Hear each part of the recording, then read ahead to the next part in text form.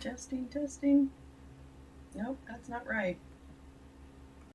That's not right. And that's not right.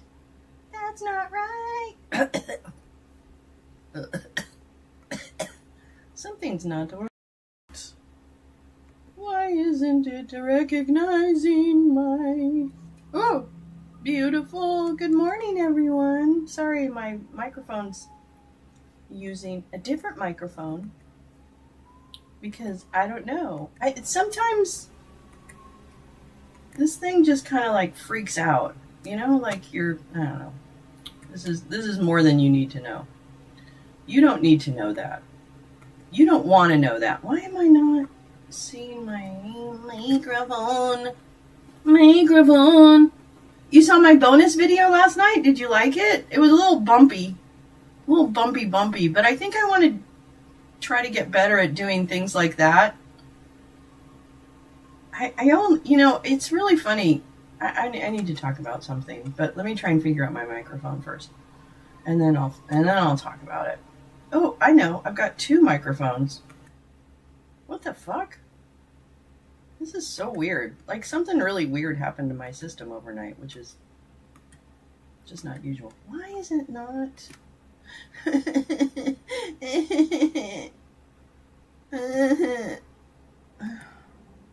Does Midas Touch have to deal with this in the morning? Do they have to do this when they're trying to get their shit together? Really, do they? Disabled, that's what I want to do. Okay. Wah, wah. I don't know what the secret is to getting this to just like a I did? Good. I'm glad. Thanks, Neil. I appreciate that. I really appreciate you watching it. That makes me so happy. Thank you so much. Because I think here's what I think. As someone who wants to create stuff, right? I mean, whatever you want to call it. Creator. I love that word. It sounds so fancy. And then you think, oh, there's some chuds that call themselves creators. Does that word really mean what I think it means? Anyway, sorry, I know this is kind of a pain in the ass, but that's what I am. I'm your pain in the ass. That's what it is. No, it just doesn't want to recognize. I wonder why. I wonder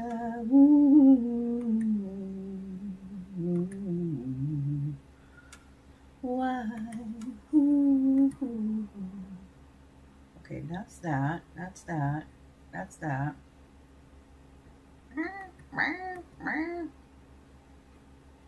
Add a device.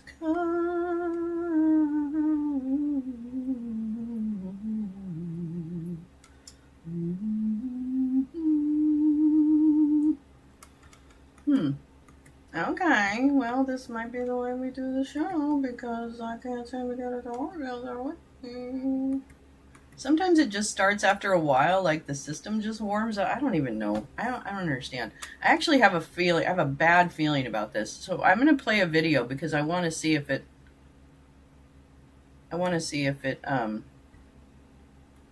does anything. Hold on. I'm so sorry. Good morning. Good morning. I love you guys. Good morning. It's a laptop.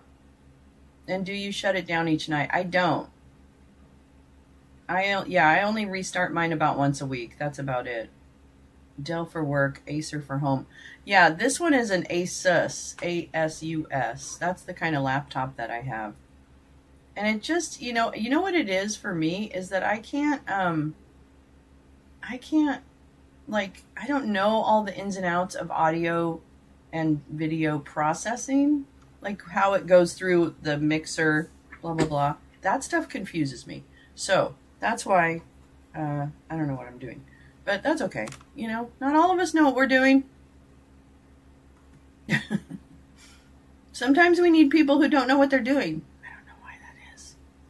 Okay, let me try and play one thing that I wanted to play.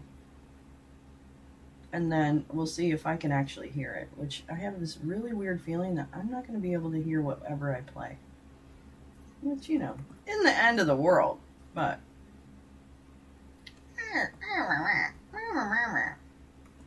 Okay, hold on. I'm so sorry.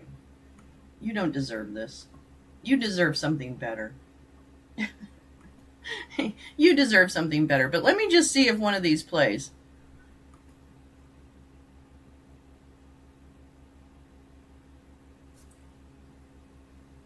As James Comey's attorneys are arguing that Lindsay Halligan was improperly appointed to her role, Trump's handpicked U.S. attorney in Virginia is attracting scrutiny for another reason. Lindsay Halligan reportedly spent some 33 hours on and off during a recent weekend texting with a reporter. Okay, well, that's what I thought. I thought I couldn't hear whatever's going through. I don't know why. Oh, I know. Okay, is that? Not in regards to...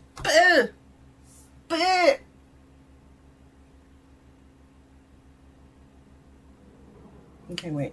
What did I do? What did I do? Well, anyway, let me just talk before we go into anything. It doesn't really matter. I mean, it does matter very much, actually.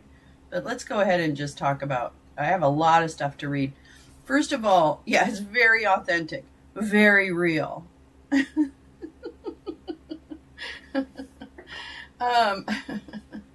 So, good morning. Let me say good morning to everyone. My goodness gracious. Easily distracted in here early and often. Thank you so much for coming. Neil, my dear friend from Canada, as well as his badger, another friend from Canada. And there is everybody. Jane says good morning. Karen, thank you for that. I don't know. It's also boring. Yeah, it's so true. Oh, go Vaughn. Oh, I love that name. That's such a cute name. I like this, LOL. It's a very human show. Yeah, you guys are definitely in on the ground floor. My Acer had issues connecting to my Bluetooth speaker, and sometimes I would have no sound at all until I restarted. Oh, I just bought a USB speaker that stays hooked up and has no issues. Oh, that's good. And that's good. Gal, good morning, Canada. Yeah, I have a lot of stuff to read for you this morning. Actually, the trade representative, what I sold you on coming to the show for, actually isn't coming because they postponed it. They postponed the hearing. The trade representative, shakedown. There's nothing fake about this news. You're right. That's absolutely right. Did you guys even hear that? You didn't hear that. Oh my God. So it's my board. All right. I'm going to try one thing. I'm going to be really spicy because it doesn't really matter anyway. Although the desktop audio was playing. That's so strange. Anyway, so yeah, we have a lot of things we can talk about today. I have a ton of reading. I mean, I have 1, 2, 3, 4, 5. I have like 10 tabs open. That is stuff that I set up for us to read through today. So settle in, kids. Because it's going to be... Oh, and we have a twice bake today. Oh my God, I forgot. We have a twice bake today because there is a... Feel free to post the video. Oh my God, I love that. I am going to post it. Thank you, Gal, because I really would like to put that on my YouTube. It's such a beautiful video. And it's not... I mean, I'm obviously so honored and grateful that you put me in the video. But the rest of the video is mind-blowingly... Like, it just blew my mind. It was so beautiful. So thank you so much for doing that. I thought that was such a good, such an uplifting video even outside of being, you know, honored to be in it. It's just the whole video is like, oh, I'm definitely going to play it. I'm definitely going to play it. All right, so let's see. What was I going to say? Can't remember now. Doesn't really matter. Okay. Good morning. Good morning.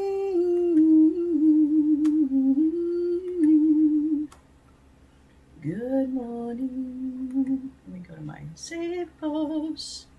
Oh my God, I have a lot. Oh my God, I hope this starts working because I'll be really upset if it doesn't. I'm going to be really upset if it doesn't.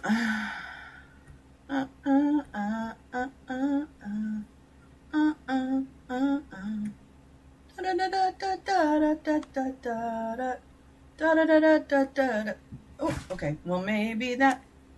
Maybe that. Maybe that. No, maybe not. Okay, I'm pulling up this stuff. Oh, it's going to be great. You guys are going to really love it. The song is so inspiring. Yes. Oh my God, I loved it. Oh, it's okay. You know what? We're just not going to work today, and that's okay. Sometimes audio doesn't work. Sometimes it doesn't. I wonder. I don't want to blah blah blah blah blah blah blah blah blah blah blah blah wah wah wah la la la la la la la la la la la la la la. It just doesn't want to do it. Okay, that's fine. How annoying. Okay, so what we're gonna do is I'm gonna play this video and hopefully it'll work. But hold on. Na na na na na na na na na na na na na na na wah wah wah wah. Yeah. Oh. Stop. Drop, and listen. Okay, enjoy this little video that our own beautiful gal Suburban made about No King's Day. That happens with Real News. It show's live, folks. The show's live. Hi, Lee. Lee, the trade representative was postponed. There's no trade representative hearing today. It's postponed. It's not canceled. It's just postponed. So I don't know when it's postponed to. I was really upset about that because I was really looking forward to digging in. Okay. All right, this is a video that Gal made. God, I hope you can hear it. And here we go. We have the best friends ever. Can I just tell you, we have the best friends ever? Oh, let me make sure this is... Oops. Okay. All right. I'm going to shut up.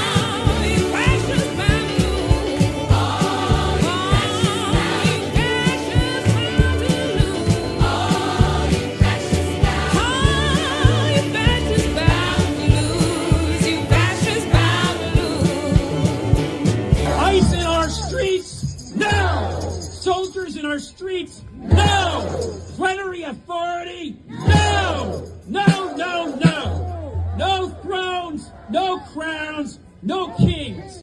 I'm gonna tell you fascist.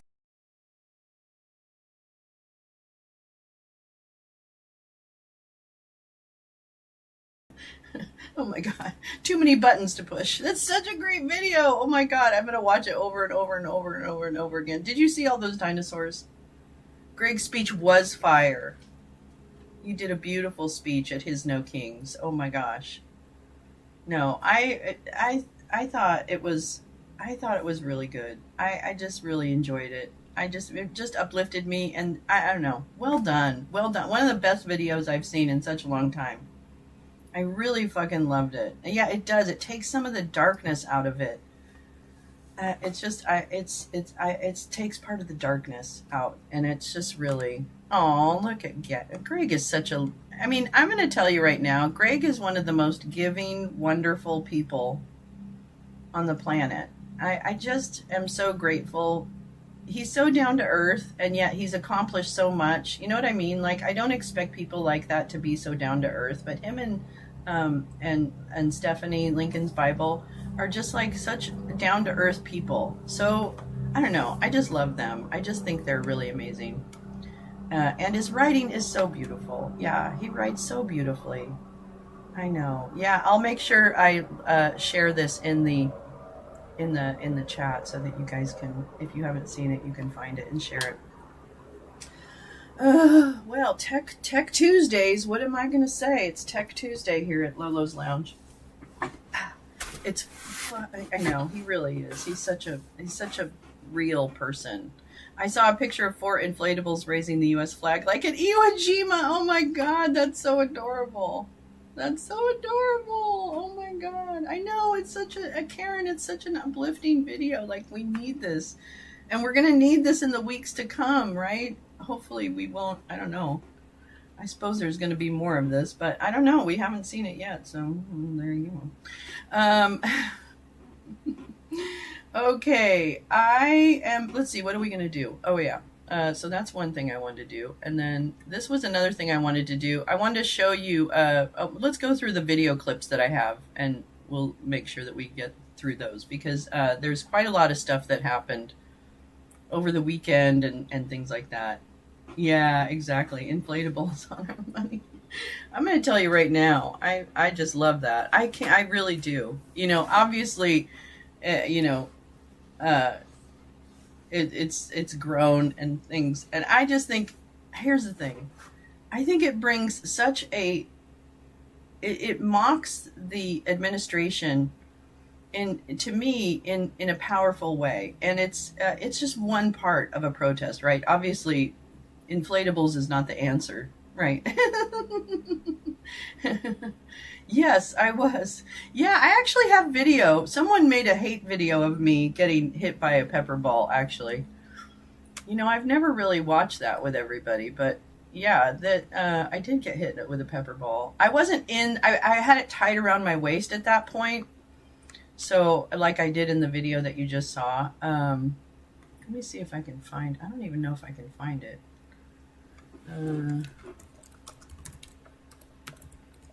Oops. Because this guy really hates me, so he made a video about me once. Oh yeah, here we go. Yeah, you want to see me get hit by a pepper ball? Here it is. We'll do that one first. We'll do me getting hit by a pepper ball first. Hold on. I don't know whose video this is, but this guy took it, and yeah, this is being celebrated all over Chud World, by the way, so it provides them nothing to claim violence and mayhem. I love the message it sends to these fascist losers, the inflatables. Yeah, I just think it really says, no, you're not that powerful. You know, you're not so powerful that you can't be mocked. And we're at the stage where we can really mock them. So I say do it. Okay, so this was when I was out there with other people. Oh, hi. got a little kitty behind me. Hi, Sam. How you doing? I mentioned that in Blue Sky. Someone said they had not heard of that, so I wondered if I remembered wrong. Yeah, no, I did. Well, here it is.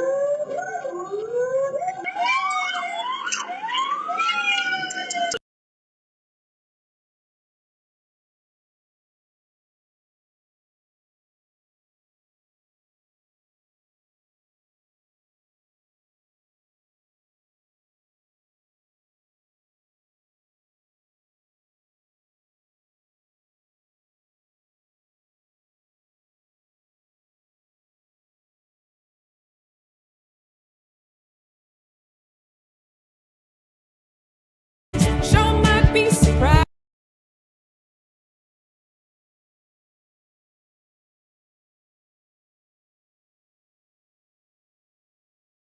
Oh my God. See, this is why I can't do this. Anyway, yeah, so that was me when I got shot in the back. We were running away from I'm so sorry. I can't. It's so terrible. It's one of those tech mornings. And there's too many of these tech mornings, frankly. I don't know what the answer is. Hi. So, all right, hi. Am I there now? You can hear me now? Okay. So, yeah, that's the day I got shot in the back. And that's when I grabbed my back. Oh, yeah, I guess you couldn't hear me say that. When I grabbed my back, that's when, oh, shit. I didn't want to do that. When I grab my back is when you can kind of see it. I guess that's me. Oops.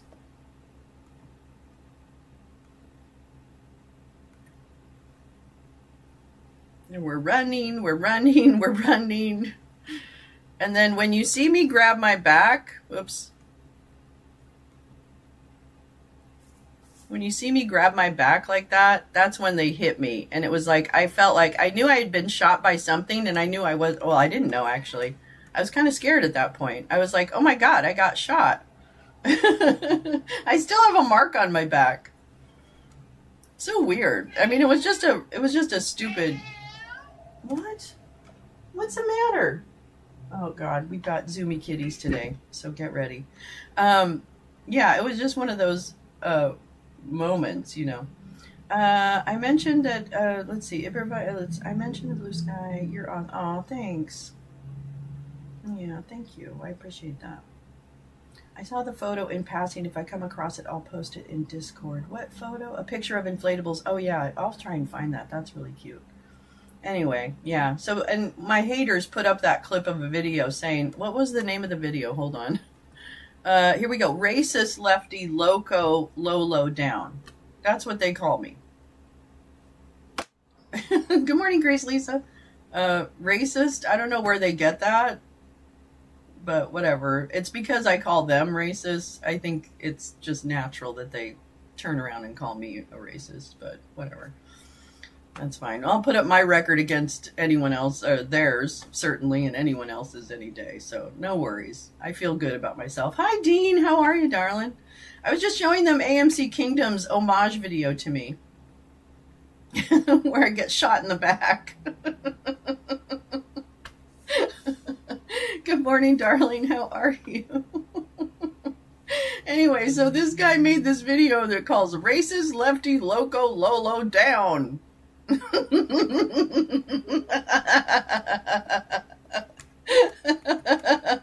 Men are so funny. Racist against racist. I can't can't take them seriously. I didn't know racist was I don't even know. I'm not even sure. I think it's just call her anything. Just call her something. I don't care what you call. You didn't call me fat, which, you know, I have gained a little weight, so you can make that claim, and then I mean, I can't argue against that. But I can lose that weight. Anyway, I thought that was funny. Okay, so this is from Anna Bauer's situation with Lindsay Halligan. Fucking Lindsay Halligan is such a weirdo. So this should be fun. This whole situation with it should be a lot of fun. You didn't go down. Fake news. I know I didn't go down. You didn't knock me over. I didn't stop. I didn't go home. I didn't go home after that. Hello? Oh my God. I mean, come on. At least I didn't go home after that or something. Yeah, anyway, yeah, it's fake news. I didn't go down. I did get a really bad mark on my back, and it hurt like a motherfucker. But other than that, no. Okay, so this is about the Anna Bauer and Lindsay Halligan kerfuffle. So hold on just a minute, and I'll read to you. Wait, do I have it? I think I have a copy of it. Where's that Anna Bauer thing? Hold on. All you fascists bound to lose. All you fascists bound to lose.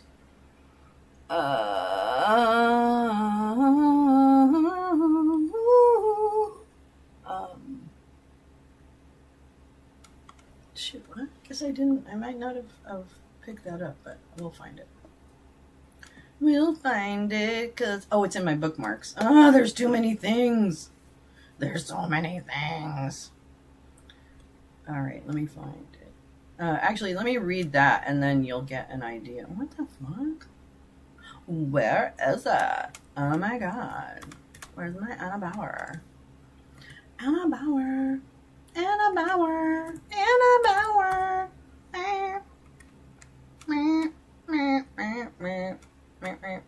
Okay, here we go. It was the Kyle Griffin. Oh, sorry. Okay.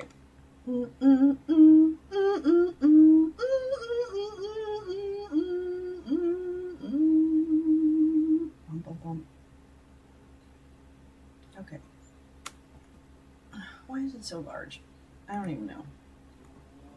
Okay. All right, so this is from Kyle Griffin. Trump's hand-picked U.S. attorney targeting James Comey and Letitia James texted with reporter Anna Bauer for more than a day, alluding to sensitive grand jury matters in the process, and never said the conversation was off the record. Oops. I wonder if this will bring me to somewhere good. Okay. Yeah, okay. Oh, I did have this. Okay, great. So this is Anna's blog post about it. She is amazing. She is totally amazing. I know. I was laughing and fuming at the same time. I imagine. I didn't realize the secret of inflatables. Everyone I shared the Laftivism post with was like, oh, I never thought of that. They don't tell the public anything. Yeah, exactly. I think it's great. I am very much in favor of all of the inflatables. And I think it just sends such a mocking message. And it's ridiculous. Anyway, all right, so let's read this, and then I'm going to play you a little piece from CNN where they reported about it. And Lindsay Halligan here. I should put my wig on, but I'm not really sure I really figured it. Hey, how you doing? Hey, hail Mary Jane. Fuck yeah. Becky, how we do here at the lounge? Oh my God. You know how your coffee gets like a little thing on top of it sometimes? Like a little skin or something. I've got to fix this computer. Mm-hmm. All right, here we go. This is my signal exchange with the interim U.S. attorney about the Letitia James grand jury. Hello, Max. It totally deflates the narrative of the violent Marxist terrorists. It does. You're so right. Thinks you have a nice voice, and she does theater. Thinks you have a nice voice, she does theater. Oh, very nice, very nice. Did you see the 3 cops detaining an inflatable penis? I did see the inflatable penis, which is a brilliant outfit. Brilliant outfit. The dictators. Good morning, Teresa. All right, so this is Anna Bauer's entry about this ridiculous exchange she had with Lindsay Halligan, who is also a ridiculous human being. All right, here we go. It was 1:20 p.m. on the afternoon of Saturday, October 11th. I was lounging in my pajamas, idly scrolling through Netflix, having spent the morning reading news stories, occasionally tweeting, and watching TV. It was a rare day off. Then my phone lit up with a notification. I glanced down at the message. Anna, Lindsay Halligan here, it began. Lindsay Halligan, the top prosecutor in the Eastern District of Virginia, was texting me. As it turned out, she was texting me about a criminal case she is pursuing against one of the president's perceived political enemies, New York Attorney General Letitia James. So began my 2-day text correspondence with the woman President Donald Trump has installed, in no small part, to bring the very prosecution she was now discussing with me by text message. Over the next 33 hours, Halligan texted me again and again and again and again. Through the whole of our correspondence, however, there was something Halligan never said. She never said a word suggesting that she was not, quote, on the record. It's not uncommon for federal prosecutors to communicate with the press, both through formal channels and sometimes informally. My exchange with Halligan, however, was highly unusual in a number of respects. She initiated a conversation with me, a reporter she barely knew, to discuss an ongoing prosecution that she is personally handling. She mostly criticized my reporting, or more precisely, my summary of someone else's reporting. But several of her messages contained language that touched on grand jury matters, even as she insisted that she could not reveal such information, which is protected from disclosure by prosecutors under federal law. Yeah. It was a Halloweeny. Good one, Jen. Good one. Oh, I guess you can't even hear the rim. I'm giving you guys all these sound effects, but because the board doesn't seem to be working, you're not getting the benefit of it, which bums me out. I don't know what the answer is. You know what the answer is? I need someone to actually come in and look at my setup and put all my connections in the right places, because I did it, and we all know that's not a good job for me to do. Good morning, Meowing Star. I didn't see you come in. Where are you, darling? Meowing. Good morning, everybody. It's so nice to see everyone. Please share the broadcast. Thank you. Let's see. It's not... As a legal journalist covering the Justice Department, I had never encountered anything quite like my exchange with Halligan. Neither had my editor. Over the last several days, he and I spoke with multiple former federal officials and journalists who cover the justice system. None could recall a similar instance in which a sitting U.S. attorney reached out to chastise a reporter about matters concerning grand jury testimony in an active case. My okie. Well, that's good. You need an okie. I get it, okie. Okie dokie. All right. Justice Department spokeswoman Natalie Baldesser confirmed the authenticity of the text at 4:34 p.m. today. Responding to my questions about the exchange with a statement that reads in its entirety, you clearly didn't get the response you wanted, which was information handed over to you without having to dig into the facts of the case to craft well, wait a minute. I don't think, you guys can't tell I'm doing the baby voice, can you? Can you tell I'm doing the baby voice? No baby voice or no baby voice? Can you hear the baby voice? Can you hear the baby voice? I don't know. I don't think so. I think I can hear the baby voice, but I don't think you can. That makes me very sad. No. Okay. The board's not working. All right, that's fine. That's fine. I'll try and fix it before the second show. All right. You clearly didn't get the response you wanted, which was information handed over to you without having to dig into the facts of the case to craft a truthful story. So you thought you'd tattletale to Maine Justice. Lindsay Halligan was attempting to point you to facts, not gossip. But when clarifying that she would adhere to the rule of law and not disclose grand jury information, you threatened to leak an entire conversation. Good luck ever getting anyone to talk to you when you publish their texts. So there. Oh, so that's from the Justice Department spokeswoman. Okay. Well. Yeah, pinch the like, too, while you're at it. Thank you. After I reached out to the department for comment on Halligan's text, Halligan texted me yet again for the first time in several days, insisting that our entire correspondence had been off the record. Our full exchange, linked below, allows readers to make their own judgments on that question. As with many Trump world stories, this one began with someone getting sacked. That someone was Eric Siebert, Halligan's predecessor as the U.S. Attorney in Eastern Virginia, who was removed or forced to resign last month. According to multiple reports, Siebert had raised doubts that the evidence was strong enough to pursue criminal charges against two of President Trump's longtime adversaries, New York Attorney General Letitia James, who won a civil fraud verdict against the Trump Organization, and former FBI Director James Comey, whom Trump had fired during his first term in office and had long blamed for the so-called Russiagate investigation. For years, Trump has said publicly that Comey and James should be punished for something. But Siebert reportedly balked at the idea of bringing criminal charges that he thought lacked merit. After news of his objections surfaced in the press, he abruptly departed. The fallout was swift. That weekend, in the wake of Siebert's departure, Trump went on a social media tirade demanding that the Attorney General, Pamela Joe, move swiftly to prosecute his perceived foes. They're all guilty as hell, Trump wrote of Comey and James in a September 20th Truth Social post. You know, I'm almost glad he has Truth Social so that we can at least know more of what's going on in that stupid brain. I mean, until he dies, and then I don't really care.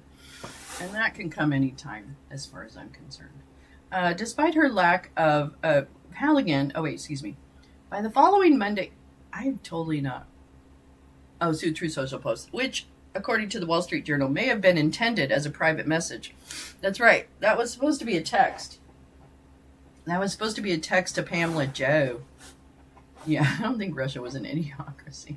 Yeah, off the record is not retroactive. Neil is a journalist in our midst, and he knows the rules, and that's not how it works. That's just not how it works. And in fact, I always considered journalists, I am never off the record, even if they're my friends. I'm never off the record because they have a duty to tell the news. Hi, Oomph. So I never think I'm on the record. I never think I'm off the record if there's a journalist. I'm sorry. That's the way I was raised. So anyway. All right. The fallout was swift. In that weekend, in the wake of Siebert's departure. Oh, wait, we read that already. Which, according to the Wall Street Journal, may have been intended as a private message. Justice must be served now. I'm mad. By the following Monday morning, Trump had installed a new top prosecutor in the Eastern District of Virginia, Halligan, his former personal attorney, who until now had never prosecuted a case. Oh man, how do I get jobs in this? I mean, I guess I can't. Despite her lack of prosecutorial experience and reportedly against the urging of veteran prosecutors in her office, Halligan pressed forward. Within days of her arrival, she secured an indictment against Comey for false statements to Congress and obstruction. 2 weeks after that, she persuaded a separate grand jury to indict James for mortgage fraud. This is around when I entered the picture on Saturday, October 11th. Yeah, Neil's a journalist. He was. This is around, until she texted me, I'd spent much of that morning catching up on news stories about the case Halligan brought against James, which had just been handed up on Thursday, October 9th. The indictment accuses the New York Attorney General of misrepresenting how she intended to use a Norfolk, Virginia. I don't know how to say that. Norfolk. It's like Norfolk, right? Norfolk, Virginia. When she applied, I feel like the joke has settled in my head so much. J Rance! Oh, I love you. Good morning, girl. When she applied for a loan to purchase it back in 2020. Specifically, prosecutors say that she told lenders the property would be used as a second home, when in reality, she used it as a rental investment property, renting the property to a family of 3. By misrepresenting the purpose of the property, the indictment alleges, James was able to obtain a more favorable mortgage rate. That is their case.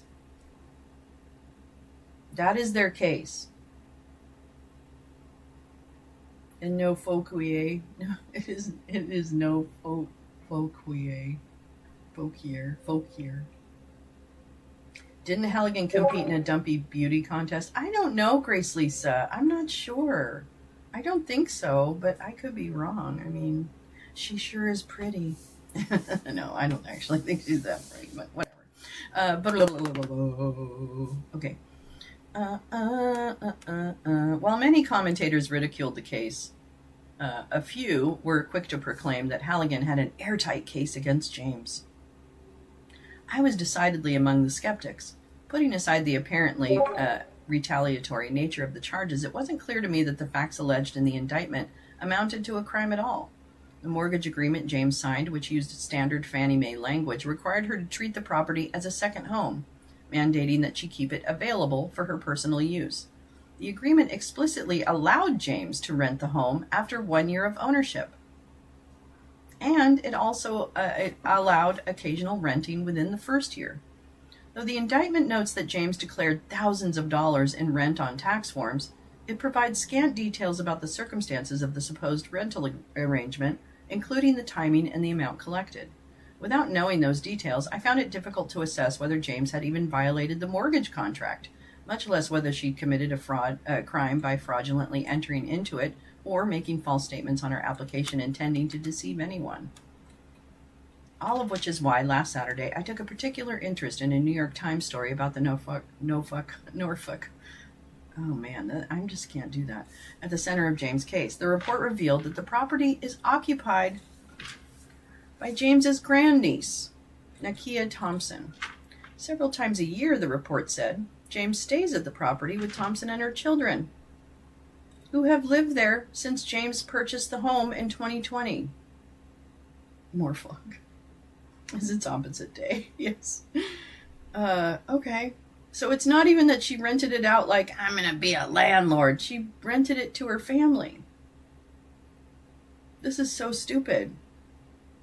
The Times further reported that Thompson appeared before a Norfolk grand jury in June, testifying that she had lived in the house for years and that she did not pay rent. According to the report, Thompson was not asked to testify again, and the grand jury voted to indict James was seated in Alexandria rather than in Norfolk. As I saw it, the Times report intended to undermine the indictment's central claim that James used the home as a rental investment property. The evidence, assuming that she didn't even rent it to her niece, she let her niece live there. Oh, my Lord in heaven. So it was a second home. This is so dumb. The evidence, assuming the Times report is accurate, would be exculpatory. I reasoned in that it tends to show that James did not primarily use the property as a means to collect rent. I decided to share the article on X, formerly Twitter, as I often do when notable developments arise in relation to the legal cases I cover for Lawfare. Shortly after noon, I tapped out a post linking the Times article and summarizing it as follows. NYT reports that Letitia James' great-niece lives in the home that is the subject of the indictment. The niece reportedly testified before a different grand jury, telling them that she had lived there for many years without paying rent. James visits regularly. I included 2 screenshots from the story, one of which highlighted this quotation. Ms. Thompson testified to a grand jury in Norfolk that she had lived in the house for years and that she did not pay rent. So this is the post. NYT, It's a different grand jury. So she highlights several times a year the people said the great aunt who purchased the house in 2020 with Ms. Thompson in mind would come for an extended stay. In June, Ms. Thompson testified to a grand jury in Norfolk that she had lived in the house for years and did not pay rent. Not long after that, at 12:48 p.m., I followed up with a second observation. This is important exculpatory evidence because the indictment accuses James of seeking a second home mortgage when in reality she intended to use it as an investment home by renting it. I didn't think much of the tweets at the time. Sharing the other journalists' reporting is a routine part of how I try to keep people apprised of the cases I follow. But the prosecutor who personally presented James' case to the grand jury apparently saw my tweets very differently. There you go. When I received the 1:20 p.m. connection request on Signal, an encrypted messaging service that many journalists use to communicate with sources, my first reaction was that the user identified as Lindsay Halligan couldn't actually be Halligan. Anna, Lindsay Halligan here, the first message read.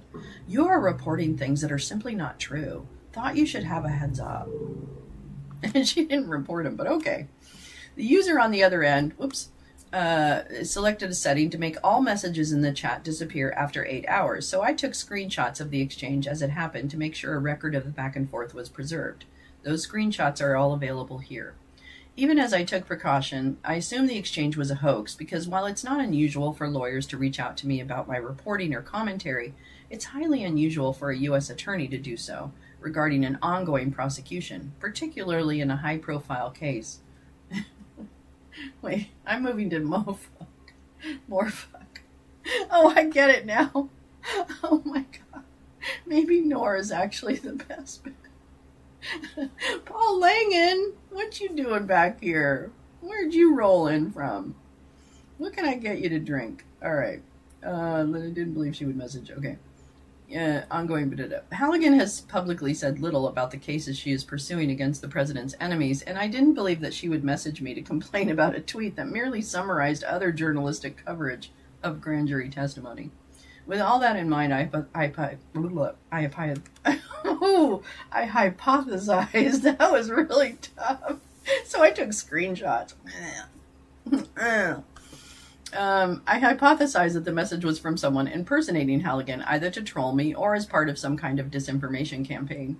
But there was an easy way to validate my correspondent's claim to be Halligan. I'd met Halligan once before, a few years ago in West Palm Beach, Florida. At the time, the Justice Department was investigating Trump's unlawful retention of classified materials, and the FBI had executed a search of Mar-a-Lago. Oh my gosh. Halligan was one of the former and future president's personal lawyers litigating over the search and the handling of seized materials. Our meeting was happenstance. I ran into her and another Trump lawyer, James Trusty, at a restaurant inside the Breakers Hotel, where I dined after covering a hearing before Judge Eileen Cannon for Lawfare. When I introduced myself to the pair, they'd made no secret of their dissatisfaction with how I'd characterized Trustee's presentation during the hearing, particularly my use of verbs like gripe and complain to describe his arguments to the judge. The Guardian would later report that Trustee had been overheard telling Halligan that he had no interest in talking to reporters from Lawfare on account of our coverage. Still, my conversation with them that evening was otherwise pleasant enough, and I suspected that the real Halligan would remember me. So I accepted the signal request and typed out a response explaining that I needed some additional details to confirm her identity. "Can you tell me where we first met and who you were with?" I asked. The person purporting to be Lindsay Halligan responded 1 minute later. "Breakers, Trustee, got your name from your ex account." This changed things. I had never spoken publicly about my run-in with Halligan and Trustee at the Breakers, so it seemed exceedingly unlikely that a Halligan impersonator would be able to accurately answer the question, let alone within 1 minute. As improbable as it had seemed just minutes ago, it now appeared that I was really texting with interim U.S. Attorney Lindsay Halligan. "Val, good morning, Val. How are you, stranger in a strange land?" "No, you're not. You're here, babe. You've been here before. This is the same old place as it was. Same old. USTR is recommending steep tariffs on Nicaragua and suspending the benefits under a Central America FTA due to labor and human rights violations and other unreasonable policies." Oh, now they care about human rights violations? Give me a break. Yeah. Oh, we've got so much to do this morning. Okay. I've got stuff to read about that too, as well. Okay. Here we go. As improbable, Later in the week, I verified that the text exchange had genuinely been with Halligan, or at least with Halligan's phone. I obtained her cell phone number from an independent source and added the number as a contact on my phone. Signal immediately associated the phone number with the Lindsay Halligan account with which I had been texting. But that was later. For now, I was pretty sure that my correspondent was Halligan. So I did what any reporter would do. I started asking questions. "Okay, I'm all ears," I said after thanking her. "What am I getting wrong?" "Honestly, so much," Halligan replied. "I can't tell you everything, but your reporting in particular is just way off." She then said it was clear to her that I jumped to biased conclusions based on what I read rather than truly looking into the evidence. I felt confident that Halligan was alluding to one of the tweets I'd posted that afternoon. Other than the tweets, I hadn't published anything of substance about the James case. My colleague, Molly Roberts, has been running point on that matter for Lawfare. What's more, Halligan had mentioned that she found my Signal contact on my X profile, suggesting that she had been looking at my tweets. To confirm, I sent Halligan a link to the post in which I summarized Thompson's grand jury testimony as reported by the Times. "Are you saying that something I said in this post is inaccurate?" I asked, and if so, what? Halligan replied, "You're assuming exculpatory evidence without knowing what you're talking about. It's just bizarre to me. If you have questions before you report, feel free to reach out to me, but jumping to conclusions does your credibility no good." So there. Halligan's real beef seemed to be with the Times, not me, though she wasn't saying what was wrong with the Times story either. I brought this up in my response, pointing out that my post explicitly credited the Times story, not my own reporting. "Did they get something wrong?" I asked. "Yes, they did, but you went with it," she said, without even fact-checking anything. Then she added this, "And they are disclosing grand jury info, which is also not a full representation of what happened." I guess I expect them to do that, but I was surprised by you running with it. Note that there is nothing improper about the New York Times disclosing grand jury information. The rules of grand jury secrecy codified in Rule 6 of the Federal Rules of Criminal Procedure don't apply to the press, and they don't bind defense attorneys or witnesses either. So if, say, Thompson or her lawyers had dished to the New York Times about her testimony and the Times had reported about her account, nobody would be violating any rule. On the other hand, it is generally improper for prosecutors to disclose matters that took place before a grand jury. Rule 6E very explicitly covers an attorney for the government, and it very specifically prohibits those it covers, subject to certain exceptions, from disclosing a matter occurring before the grand jury.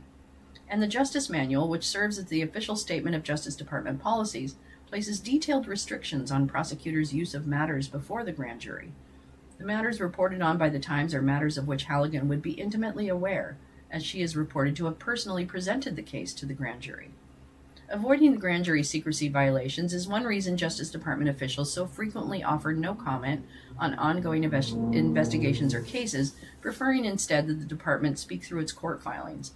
And that's why my dialogue with Halligan struck me as so unusual.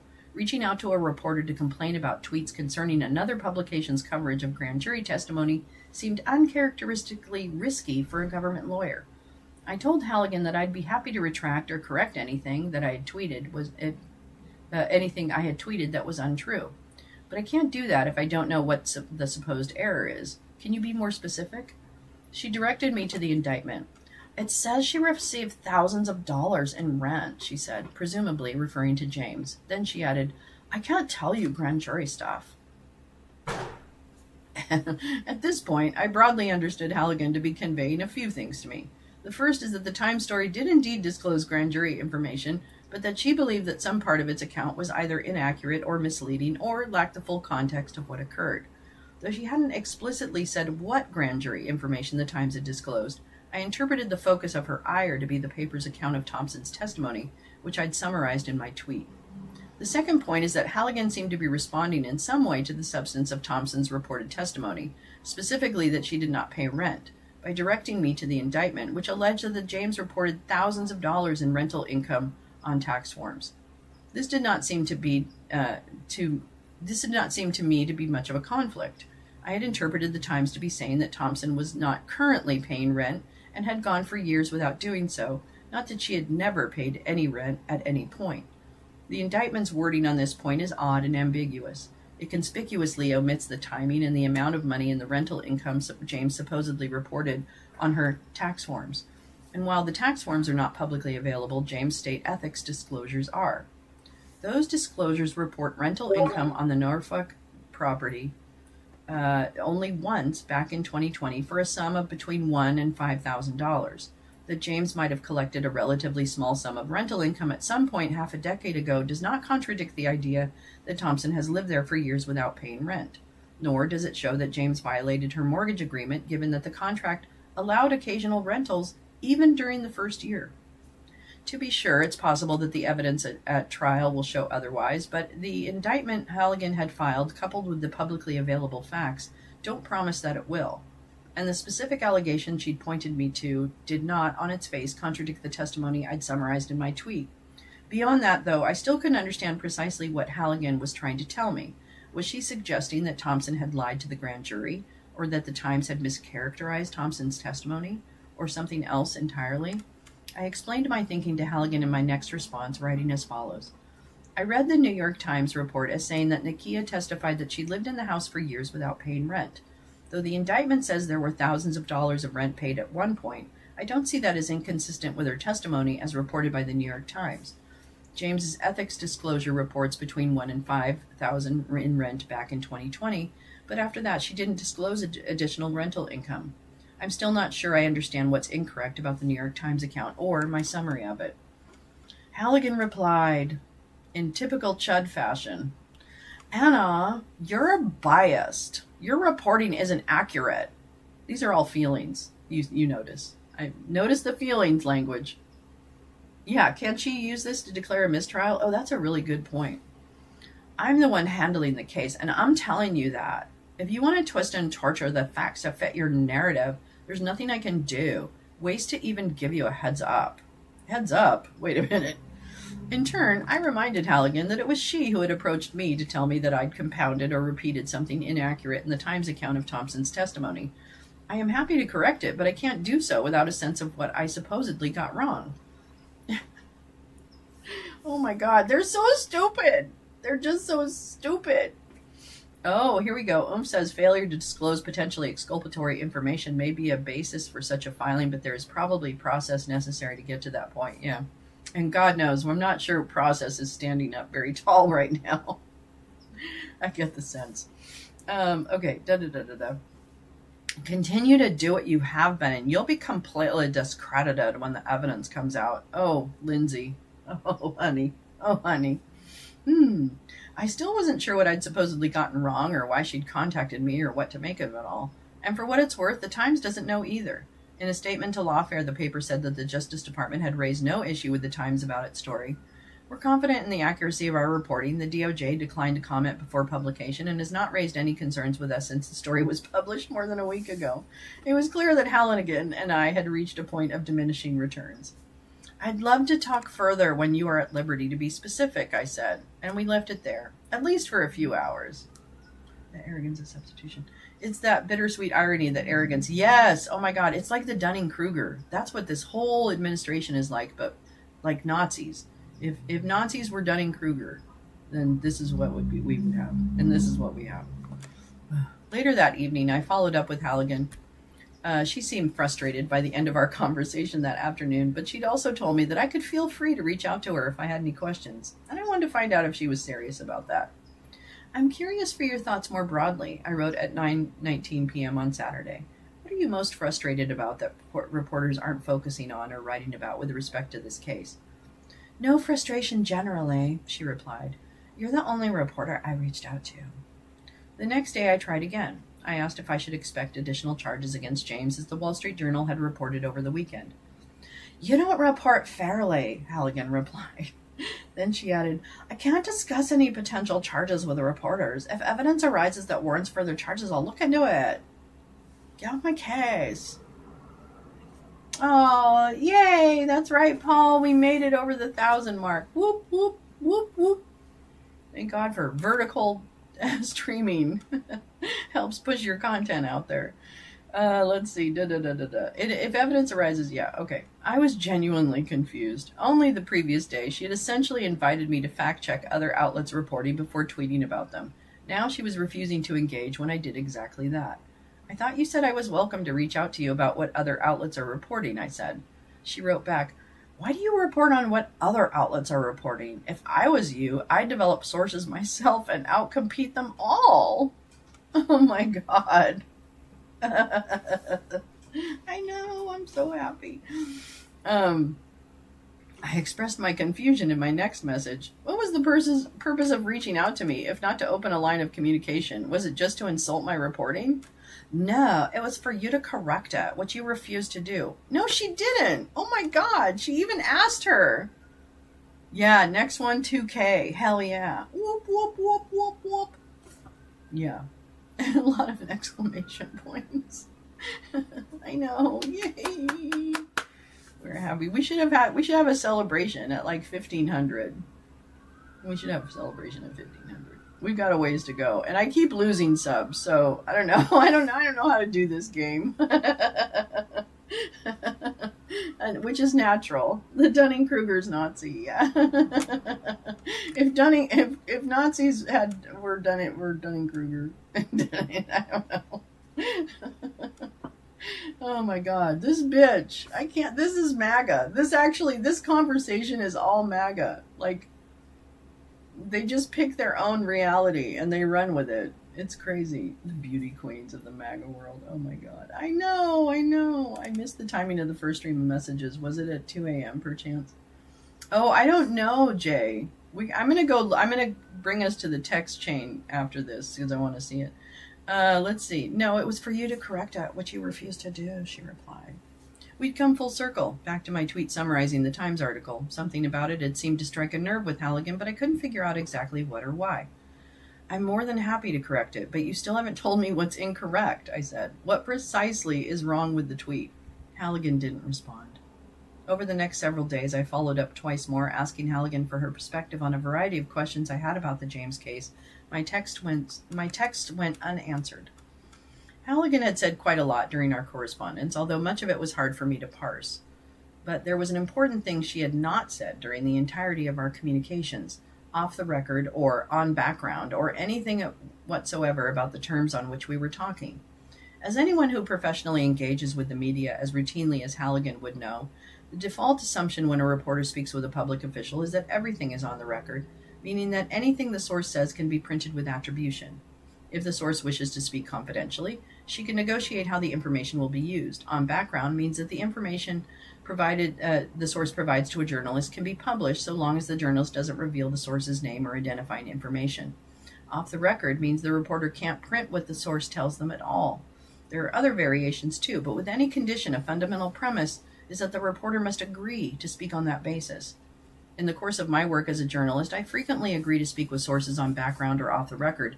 I take my duty of confidentiality seriously, and I've never burned a source by revealing confidential communications. I certainly would have been willing to speak with Halligan on background or off the record, but she never raised the terms in which we were speaking at any point during the 2 days in which we exchanged texts. After Saturday evening's message, she went radio silent. By the end of the week, this much was clear. U.S. Attorney Lindsay Halligan was ghosting me. Yeah, everything I've ever published is off the record. Even now, I remain mystified by Halligan's text to me. She is currently the most scrutinized prosecutor in the country, widely seen as handpicked to prosecute her boss's political enemies. Even the slightest misstep could be seized on and picked apart by defense counsel representing James, who analysts expect will seek dismissal of her charges based on selective or vindictive prosecution. It's not as if Halligan didn't understand the rules of engagement with the press. For years, she worked as a member of Trump's criminal defense team, which routinely courted media attention despite accusing prosecutors of improper leaks. And now, as a prosecutor herself, she has accused former FBI Director Comey of lying about whether he authorized a colleague at the Bureau to serve as an anonymous source in a news report about an ongoing investigation. A central issue in that case, which Halligan reportedly also presented to the grand jury herself, concerns the nature of interactions between reporters and federal law enforcement sources.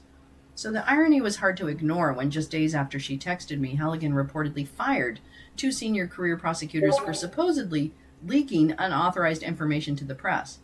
That same week, she released a statement in response to an MSNBC story about a separate case against a Democratic state lawmaker. EDVA enforces a strict zero-tolerance policy on the unauthorized disclosure of information concerning ongoing investigations or cases, she said. In the same story, Justice Department spokesman Chad Gilmartin, I am Chad. I work at the DOJ. My name's Chad. He's quoted as saying, "While we do not confirm the existence of or nor comment on specific investigations outside of our public filings, any department employees who leaks deliberative or investigative developments only jeopardize the integrity of the investigations and the incredible work of law enforcement." For someone so attuned to the risks of speaking out of turn and so willing to punish others for allegedly doing so, Halligan's decision to reach out to me over the text remains baffling. She knew I was a journalist. She approached me. She invited my questions. She even encouraged me to stop chasing other reporters' stories and focus on my own. Turns out, she gave me a great one. Earlier today, I reached out to the Justice Department's Office of Public Affairs seeking comment for this story. In addition to a transcript of my Signal exchange with Halligan, I also outlined some of my questions related to the story. Were these authorized communications? Is it consistent with DOJ policy or other applicable guidance for senior Justice Department officials to discuss ongoing prosecutions on Signal disappearing messages? Does the department take the position that the contents of the messages are consistent with its legal obligations and DOJ policy? Does Halligan deny that these were in fact her texts? Does the Justice Department dispute any of the facts reported in the New York Times article discussed in my exchange with Halligan? What a great list of questions. I told the Justice Department that my deadline was 4:15 p.m. In response, the department sent the statement quoted at the outset of this piece. In addition, just a few minutes before the deadline, my dormant signal connection with Halligan suddenly came alive again. At 4:10 p.m., she texted me, "By the way," yeah, he's from the Valley Ghoul. That's a good one. Oh my God, Grace Lisa. Oh my God. By the way, everything I ever sent you is off record. You're not a journalist, so it's weird saying that, but just letting you know. I responded, "I'm sorry, but that's not how this works. You don't get to say that in retrospect." Halligan was unpersuaded. "Yes, I do. Off record." "I'm really sorry. I would have been happy to speak with you on an off-the-record basis had you asked," I said. "But you didn't ask, and I still haven't agreed to speak on that basis. Do you have any further comment for the story?" To my surprise, she kept going. "It's obvious the whole convo is off record. There's disappearing messages and it's on Signal." Oh my, how do these people make it through law school? That's what I really want to know. Mechanical dinosaurs really roaring this morning out there and singing their siren songs. Yeah, exactly. I can't even believe this. How do these people actually get through law school? Oh my God. It's obvious the whole convo's off the record. There's disappearing messages and it's on Signal. Okay. I did everything I should to hide it. What's your story? You never told me about a story. Oh my God. I didn't respond. It was time to publish my story. I'll text it to her. I just want to see this. Oops. Oh no. These are the Signal screenshots. Anna. Lindsay Halligan here. Thought I should give you a heads up. We read some of these through the story, but I just want to see if there's any. Honestly, so much. I can't tell you everything, but your reporting in particular is just way off. I had to let you know. This is so stupid. It's clear you don't have sources that are accurately telling you what you're writing. Seems clear to me that you just jump to your biased conclusions based off of what you read instead of truly looking into the evidence. Honestly, okay, what am I getting wrong? Honestly, so much. It's clear you don't have. Oh wait, I read that part already. Okay, so she shows her that. Are you saying that something I said in this post is inaccurate? And if so, what? I mean, she really is asking, like, legitimately. We can get Soros to pay for it. That's right. We should have most of the first year of a law school in high school. I agree, by the way. I totally agree. Let's make an army of dino lords. Yeah, exactly. Yeah, if Kim K can do it. I can't stand the Kardashians. I'm going to tell you that right now. I think they were part of the problem. You're assuming exculpatory evidence without knowing what you're talking about. It's just bizarre to me. Okay, we read these, so I don't want to go over stuff. All right, so anyway, I'll make sure I link all that stuff in there, but you get the point. Yikes. And then we have perfect hair, Caitlin Collins. Hi, Mr. Spock. How are you? The pageant to MAGA pipeline. I just hate them all. I'm sorry. I hate them. And whatever hate means, I hate them. As James Comey's attorneys are arguing that Lindsay Halligan was improperly appointed to her role, Trump's handpicked U.S. attorney in Virginia is attracting scrutiny for another reason. Lindsay Halligan reportedly spent some 33 hours on and off during a recent weekend texting with a reporter. Not in regards to Comey's case, but that of another one of the president's targets, New York Attorney General Letitia James. It was reporting on that case that kickstarted this back and forth that you're about to see. Let me explain. Anna Bauer is a senior editor for the nonprofit publication Lawfare. She recently posted about a New York Times story concerning the case that was being made against the New York Attorney General, and Halligan is the person, of course, who presented that case to the grand jury. Less than an hour after Bauer posted about it, Halligan messaged her directly on the encrypted app Signal that reporters often use.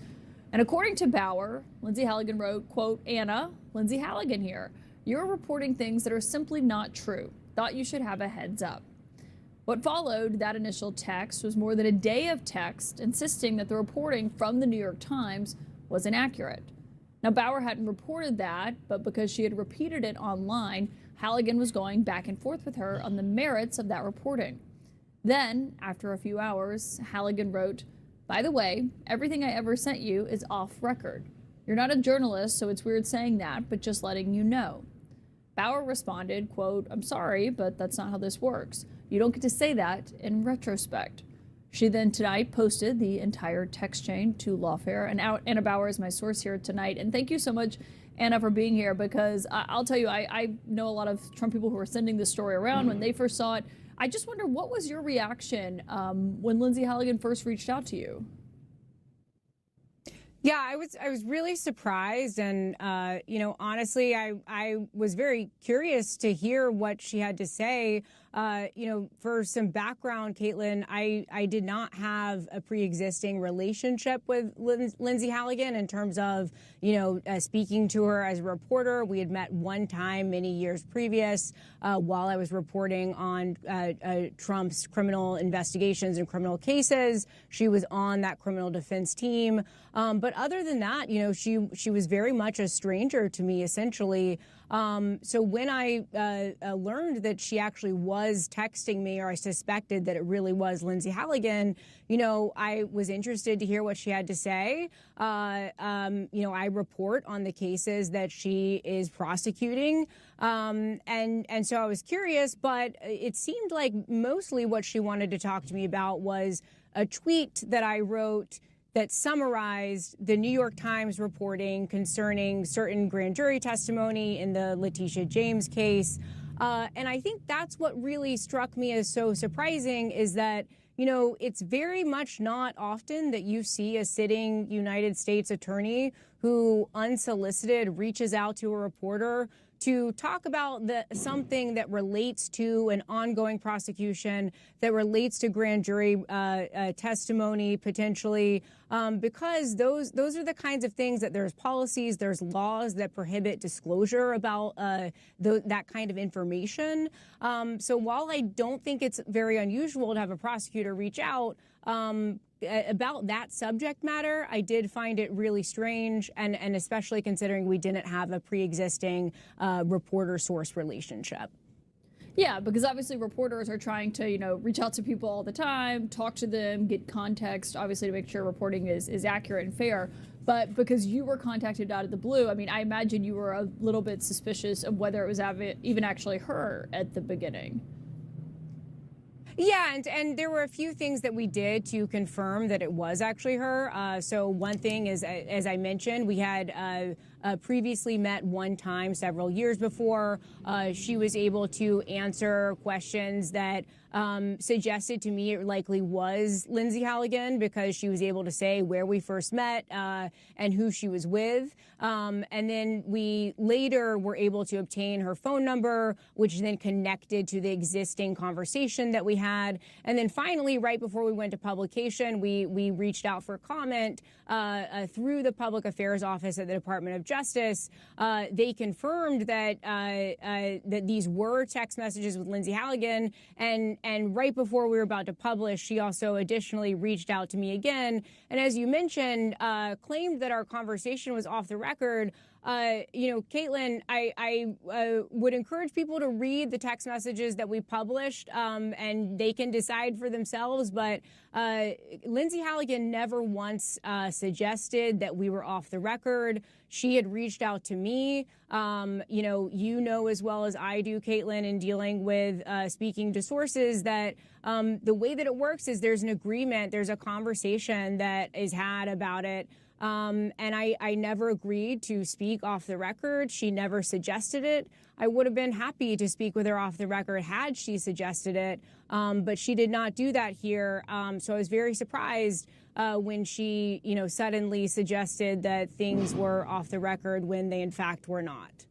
Yeah, generally that's something you agreed to before the proposed conversation takes place with someone who wants it to keep it off the record. And, you mentioned that you reached out to the Justice Department.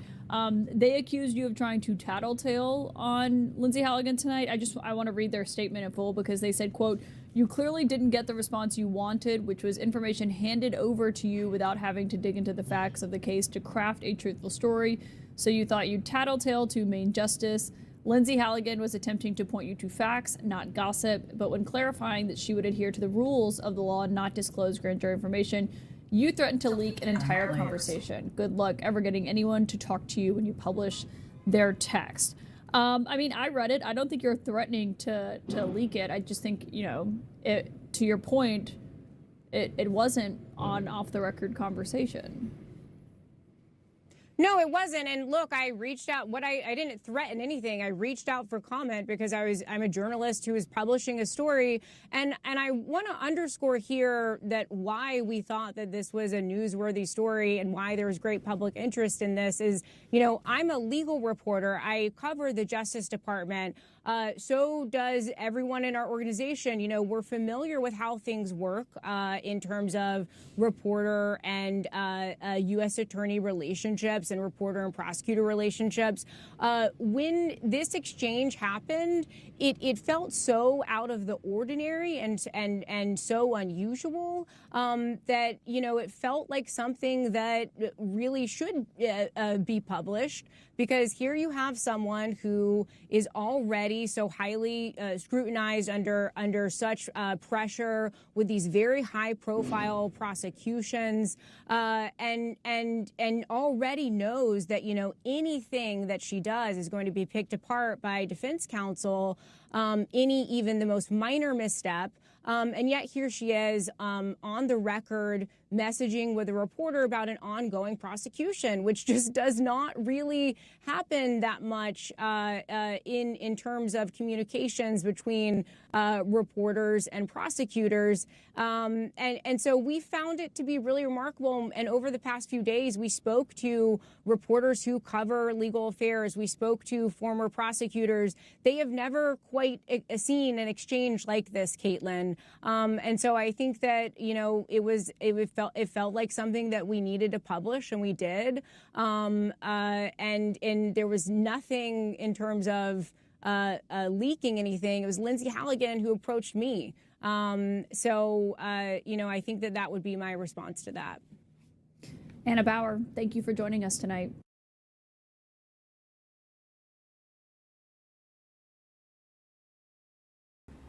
Sorry, technical difficulties today with the sound, just in case you're wondering why I'm unusual or as inept as usual. All the hopes I didn't have for the summit to provide a swift and peaceful ceasefire along with the troops retreating, I still don't have. Yeah, exactly. Yes, so the Putin meeting is put off. I had not actually seen this reporting about the guy who fell, but I do recall seeing like the little statue or something that someone made, or, you know, like an AI thing. Anyway, so this, you know, this is probably a trigger warning for some violence. Okay, so just so you know, Yahoo and the language that this asshole's using, that's really the trigger warning I want to give you. So No Kings protester arrested for aggravated assault related to tripping Trump supporter in viral video. I hadn't seen this video. A No Kings demonstrator has been arrested after cops say he's the guy who tripped a man, yelled out a gay slur at protesters in a video now going viral. Here's the deal. The video going online capturing a moment from the protest that took place in Denver Saturday, where you hear a man cheering for the president while flipping off No Kings protesters. That's the young man who tripped him. His antics reach a fever pitch when you hear the man use a gay slur, yelling at someone, "Ride your bike, you effing F word." In the video, a young person holding a skateboard then appears to steal his glasses and tear off down the street. A MAGA man falls on his face after calling No Kings protesters slurs in Denver. Let's see. Okay, let's just going to do that.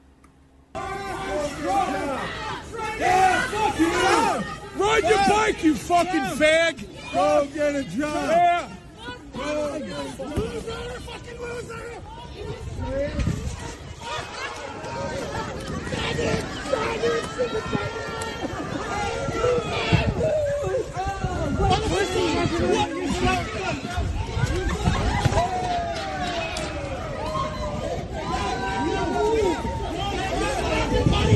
You fucked around and you found out!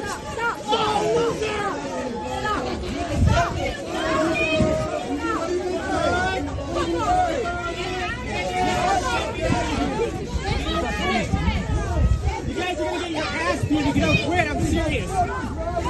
Hey, get your buddy. Get your buddy.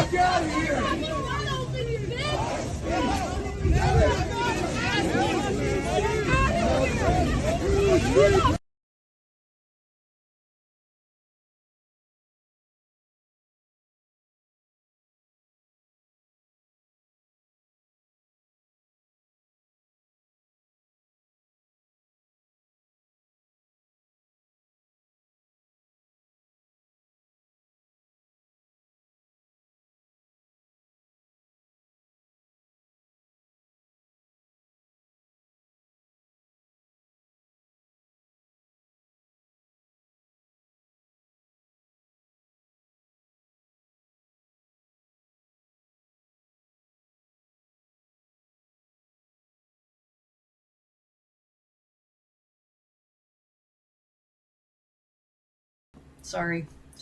This is, I having a problem with my equipment this morning. Shockingly. I'm having a problem with my equipment. So I guess fuck around and find out. That's what I'm trying to say. Fuck around, find out. So, sorry. I'm so sorry. I don't know what's happening. I'll try and fix it for the second show. Oh, I'll try and fix it for Twice Baked. The fact that the shithole asshole was so out of control he didn't stop after that is insane. Yeah, where's Topher? Where is Topher? I need my Topher. Topher bow. My Toph bow. My Toph bow is, let's see, it's 8 o'clock, 9. It's 5 o'clock where she is, so she's not going to be able to help me. She's still at work. So the tripper in the American flag jacket who's getting charged, or the first guy who took his glasses. I'm not sure, actually, Karen.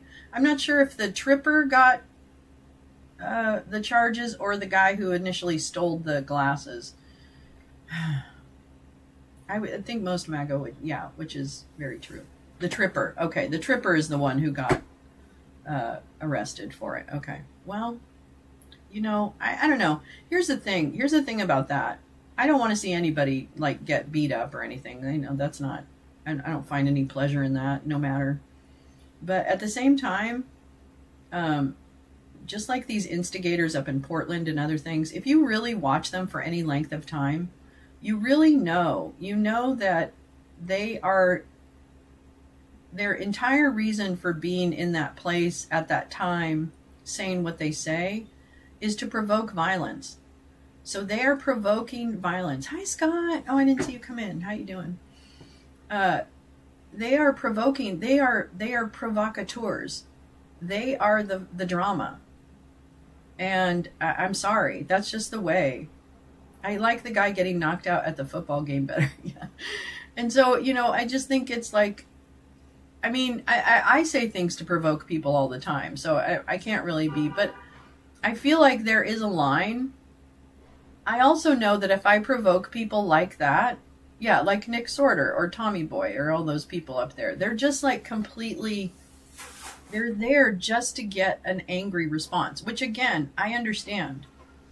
They're also ideologically bereft. So there's that, you know, they don't have an ideological leg to stand on. They want hate. That's what they want. They want to create hate, division. They like being the guy who has the tough guy in the White House because they think that's their guy, right? They don't think any of that's ever going to blow back on them because finally now they can do what they want to lefties and not suffer any consequences. And that's, you know, I don't know where you go from there. I don't know where you go, where you're able to take people from. I mean, for real. So, I don't know. They get invited to the White House. Yeah, that's where they go. That's where they go.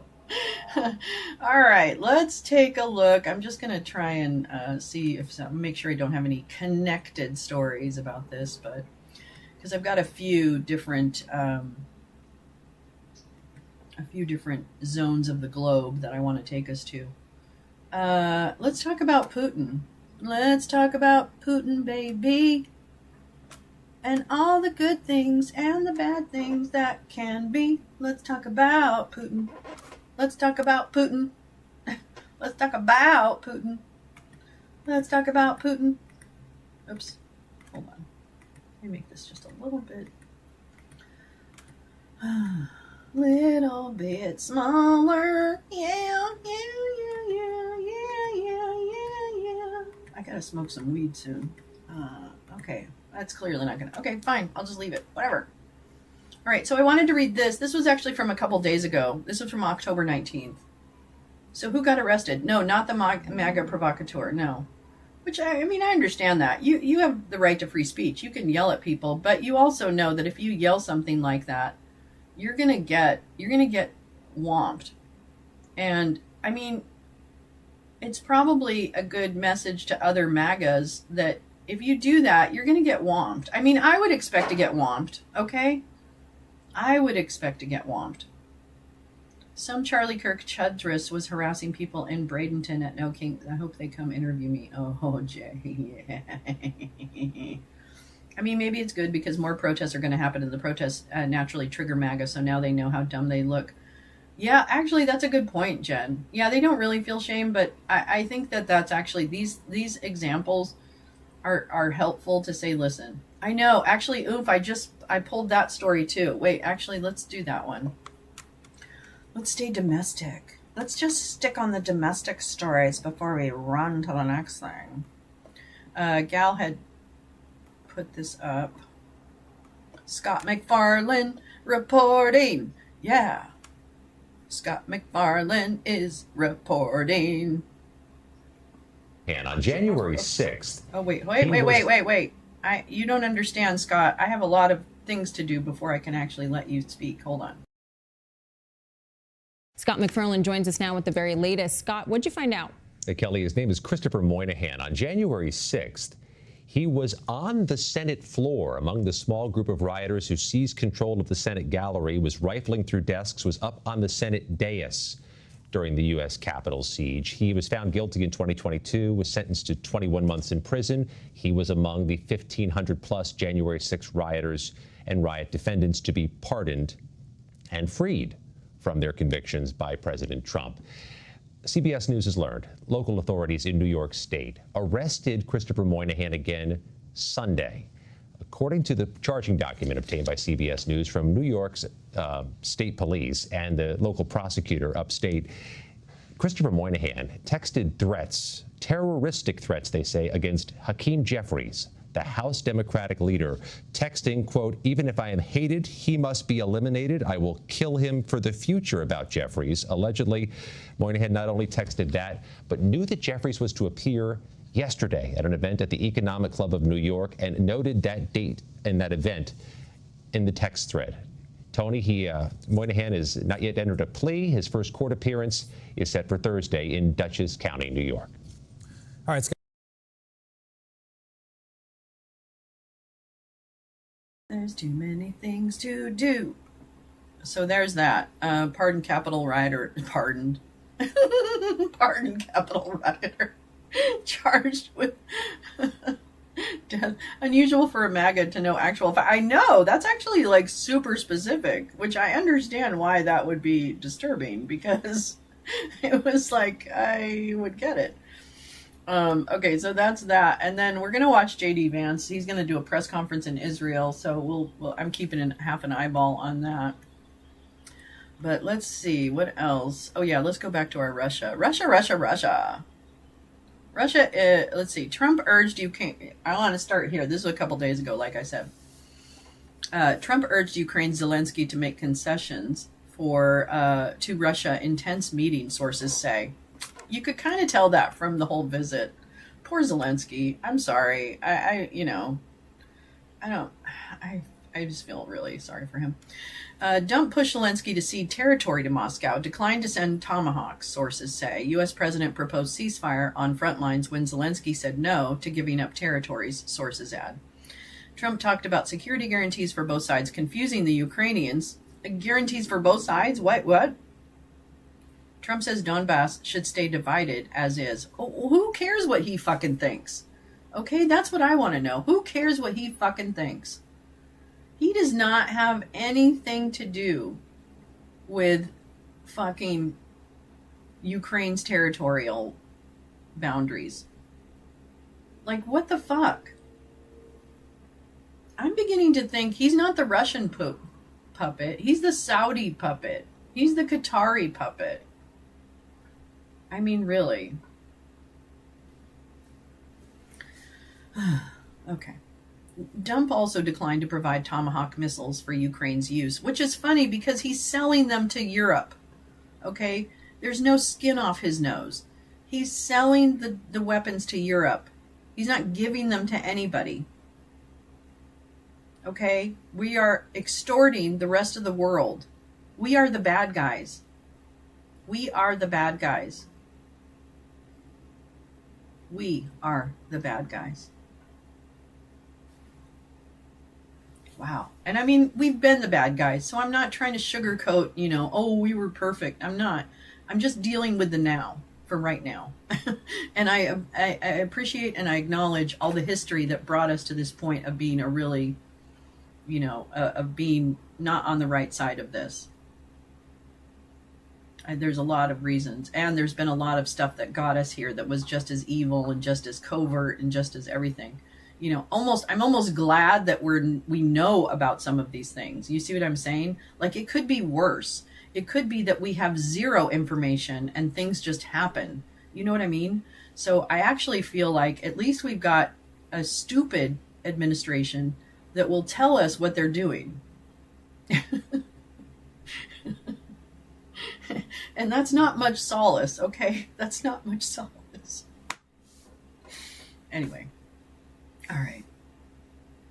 And mused about giving, security guarantees to both Kyiv and Moscow, comments that the Ukrainian delegation found confusing, understandably. Added the two sources who requested anonymity to discuss a private conversation. After his meeting with Zelensky, Dump publicly called for a ceasefire on current front lines, a position that the Ukrainian president then embraced in comments to reporters. A third person said Trump came up with that proposal during the meeting after Zelensky said he would not voluntarily cede any territory to Moscow. The meeting ended with Dump's decision to make a deal where we are, on the demarcation line, the third source said. Dump underscored that position in remarks to reporters on Sunday. We think that what they should do is just stop at the lines where they are, the battle lines, he said on Air Farce One. The rest is very tough to negotiate if you're going to say, you take this, we take that. He asked if he had told Zelensky that Ukraine must cede all of the Donbass region to Russia. Trump said no. Let it be cut the way it is. It's cut up right now. I think 78% of the land is already taken by Russia, Trump said in response to a question from a Reuters reporter. You leave it the way it is right now. They can negotiate something later on down the line, he said. Oh, God, what a fucking idiot. He just wants it to be over with. He doesn't want to have to deal with it anymore. You know what he wants? Okay, can I just tell you what this president really wants? Please. He really wants to just go play golf. He wants to go play golf and then go to fancy parties where he can get up and make a stupid speech. Yep, he might pardon Diddy. Because probably Diddy has a lot of information about him or his friends. You know what I mean? I can understand where he would not want Diddy to be, like, on the loose, if you will. Yeah. He just wants to play golf. He just wants to play golf. He wants to be feted everywhere he goes. He doesn't want to actually deal with he doesn't want to actually talk about any of these things. Yeah, he wants to redecorate. He wants to build the ballroom. He doesn't give a shit about Ukraine, Gaza, the economy, anything, because his handlers, Russ Vought, etc., are handling the logistics. And if he gets mad if he gets mad at Argentina, or no, the other one, Venezuela. Argentina's the country he likes right now. Okay, so Venezuela. If he just wants to say something to be a tough guy, because he's always wanted to be the tough guy too, right? He's always wanted to be like the kingpin. And so if he's able to go out on TV and say, you better not fuck around, whatever, telling Venezuela not to fuck around, that's what he wants to do. He doesn't want to deal with all the other stuff. He doesn't want to have to explain anything to reporters. He doesn't want any of that. He wants to go play golf and stay his ass out of prison. Those are the two things that motivate this man. That's it. At this point in his life. That's it. And he's never been that guy. He's always been kind of a joke. And this is hard. Like, he wants to not be the joke. And now we all pay. I don't think he's the mob boss.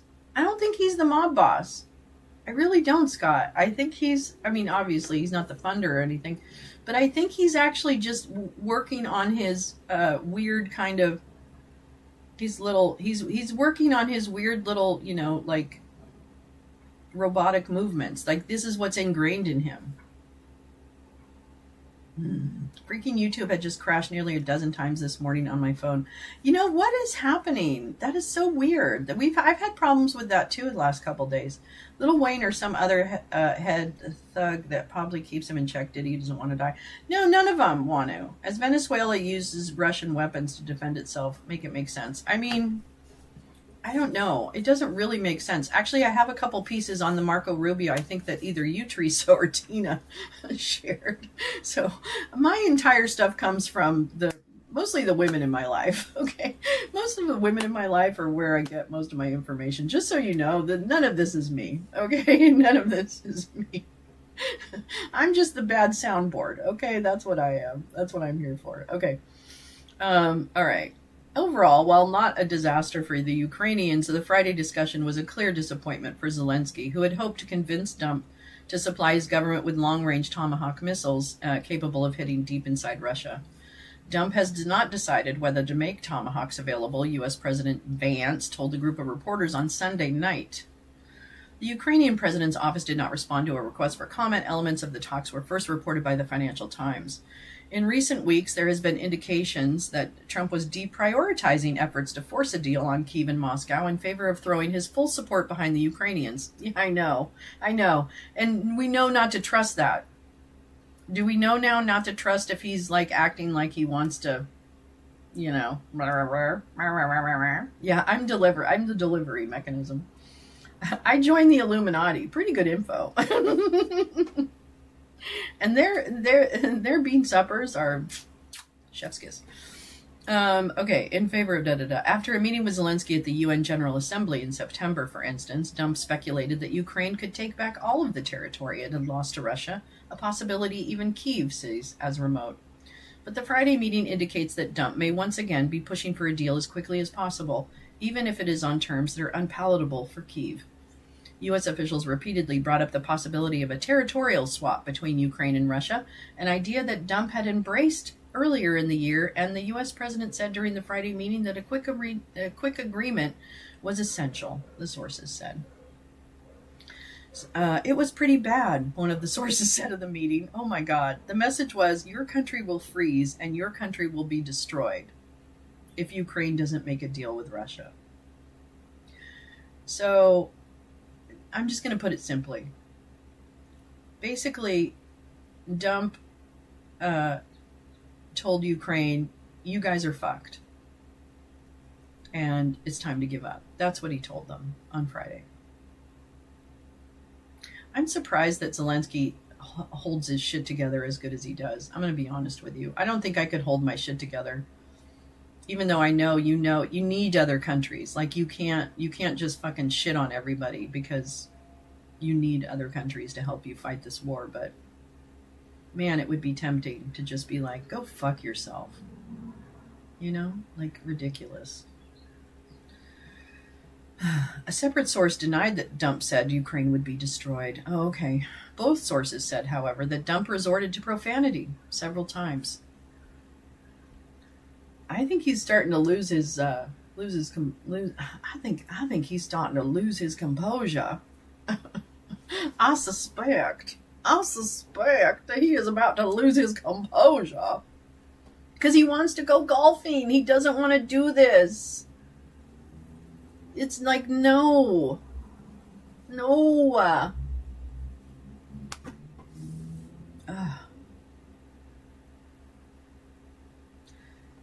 Two sources had the impression that Dump was influenced by a Thursday call with Russian President Vladimir Putin. During that call, according to the Washington Post, Putin proposed a territorial swap in which Ukraine would cede the regions of Donetsk and Luhansk in return for small parts of Zaporizhia and Kherson. One of the sources said that the U.S. officials proposed precisely that swap to Zelensky on Friday. Shocker. One of the Ukrainians see major strategic value in the portion. I mean, it's their people. This is their country. If you have borders and stuff like that, people, you can't just have outsiders come in and go, this is ours now. You know, that's not the way. It's just not right. It's morally corrupt. Period. And the Russian administration has, if they have been occupying Ukraine, they have always been a heavy-handed authoritarian regime in Ukraine. Nobody wants that. The people in Donetsk and Luhansk and other things, they do not, this is not for them. This is not right. Period. Like, if you live in Alabama and people from, I don't know what's next to Alabama, Louisiana, I guess, I don't know. If people from Louisiana come and attack Alabama, has learned a lot over the past couple of years, and of course you have an innocent civilian population in Gaza that's called. Hold on. But here at the Civilian Military Cooperation Center, I know where which it we is. are announcing the opening of. Shut up! I know where you Israelis and Americans are. Where working are hand you? in hand to try to begin the plan to rebuild Gaza, to implement a long-term. Damn it! peace, Hold and on. actually ensure I that you have hate security this. forces Oh, on I know where it the ground is. in Gaza, not composed of Bitch! Americans. Shut up! I'm so sorry. I'm having a lot of technical difficulties today. Jared!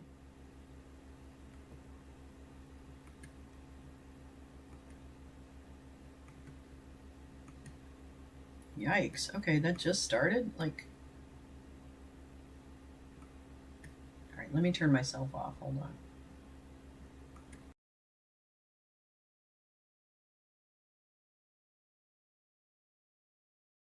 That has learned a lot over the past couple of years, and of course you have an innocent civilian population in Gaza that's caught in the middle. But here at the Civilian Military Cooperation Center, which we are announcing the opening of, you have Israelis and Americans working hand in hand to try to begin the plan to rebuild Gaza, to implement a long-term peace, and to actually ensure that you have security forces on the ground in Gaza, not composed of Americans, who can keep the peace over the long term. So we've got a lot of work left to do. This is going to take a very, very long time, but I think Steve Witkoff, Jared Kushner, and Admiral Cooper behind me have done an incredible job. I want to say just a couple of quick things, and then I want to turn it over to Steve Witkoff. Number one, the Israeli government has been remarkably helpful in this. I want to thank them, thank our Israeli partners, and all the folks particularly who are working hand in hand with their American friends here at the CMCC. And number two, I want to say that there is this weird attitude I've sensed in the American media, in the Western media, where there's almost this desire to root for failure, that every time something bad happens, and every time that there's an act of violence, there's this inclination to say, oh, this is the end of the ceasefire, this is the end of the peace plan. It's not the end. It is, in fact, exactly how this is going to have to happen when you have people who hate each other, who've been fighting against each other for a very long time.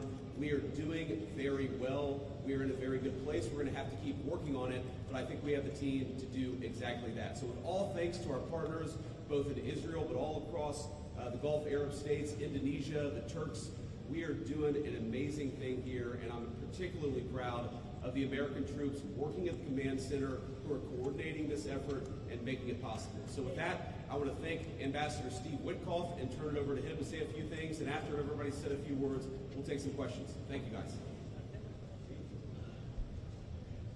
Thank you very much, Mr. Vice President. We're really proud of what's happened here. It's an amazing effort. It's a great coordination between our partners. We have a great team. Signing this deal up was a challenge in and of itself, but the implementation, that's where it really and you, of course, Mr. Vice. And I think we are exceeding where we thought we would be at this time. I think the Vice President has come out here. He sees that. The Secretary of State will be out here. I can't tell you what a privilege it is to work with the team that we have, with Jared, who's an extraordinary, the President, of course, the Vice President, and Admiral Cooper. I would also say this. We're learning so much here. Okay, sorry about that. That was really low. I'm going to see if this one is any better.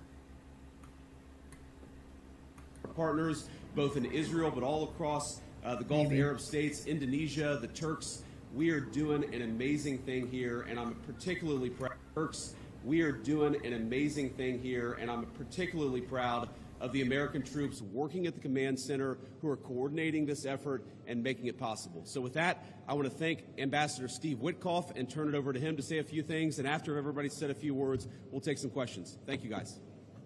Steve? Well, thank you very much, Mr. Vice President. We're really proud of what's happened here. It's an amazing effort. It's a great coordination between our partners. We have a great team.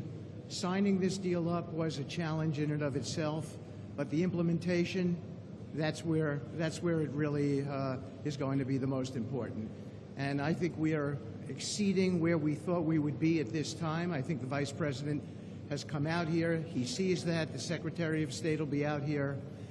I can't tell you what a privilege it is to work with the team that we have, with Jared, who's extraordinary, the President, of course, and the Vice President, and Admiral Cooper. I would also say this. We're learning so much here. This CMCC that we're setting up now, this is going to be used in other conflicts as we figure out all the intricacies of how to modulate a peace deal, go from war to peace. Lastly, in closing, I want to speak about the morning that me and Jared had. We met with 10 hostages and their families, and it was really an emotional moment. And I felt blessed to be in that room. Lots of tears, lots of people really, really grateful to President Trump for getting their children home, and you, of course, Mr. Vice President. And I want to observe that I didn't see any victims in that room. I saw strong people who have come out under very difficult circumstances. Their families are reunited, and they are so grateful. And it was just my privilege as an American to be there. Thank you. Great, thank you. Jared? Thank you. Thank you, Mr. Vice President. Thank you, Steve. First of all, we really appreciate your visit here. It's given a great boost of energy to everyone here, and your support through this whole effort has been really tremendous. What you see here today is really the opening of the CMCC. This has been something that's been envisioned by CENTCOM. Admiral Cooper will speak about that in a bit. But we always knew that the deal that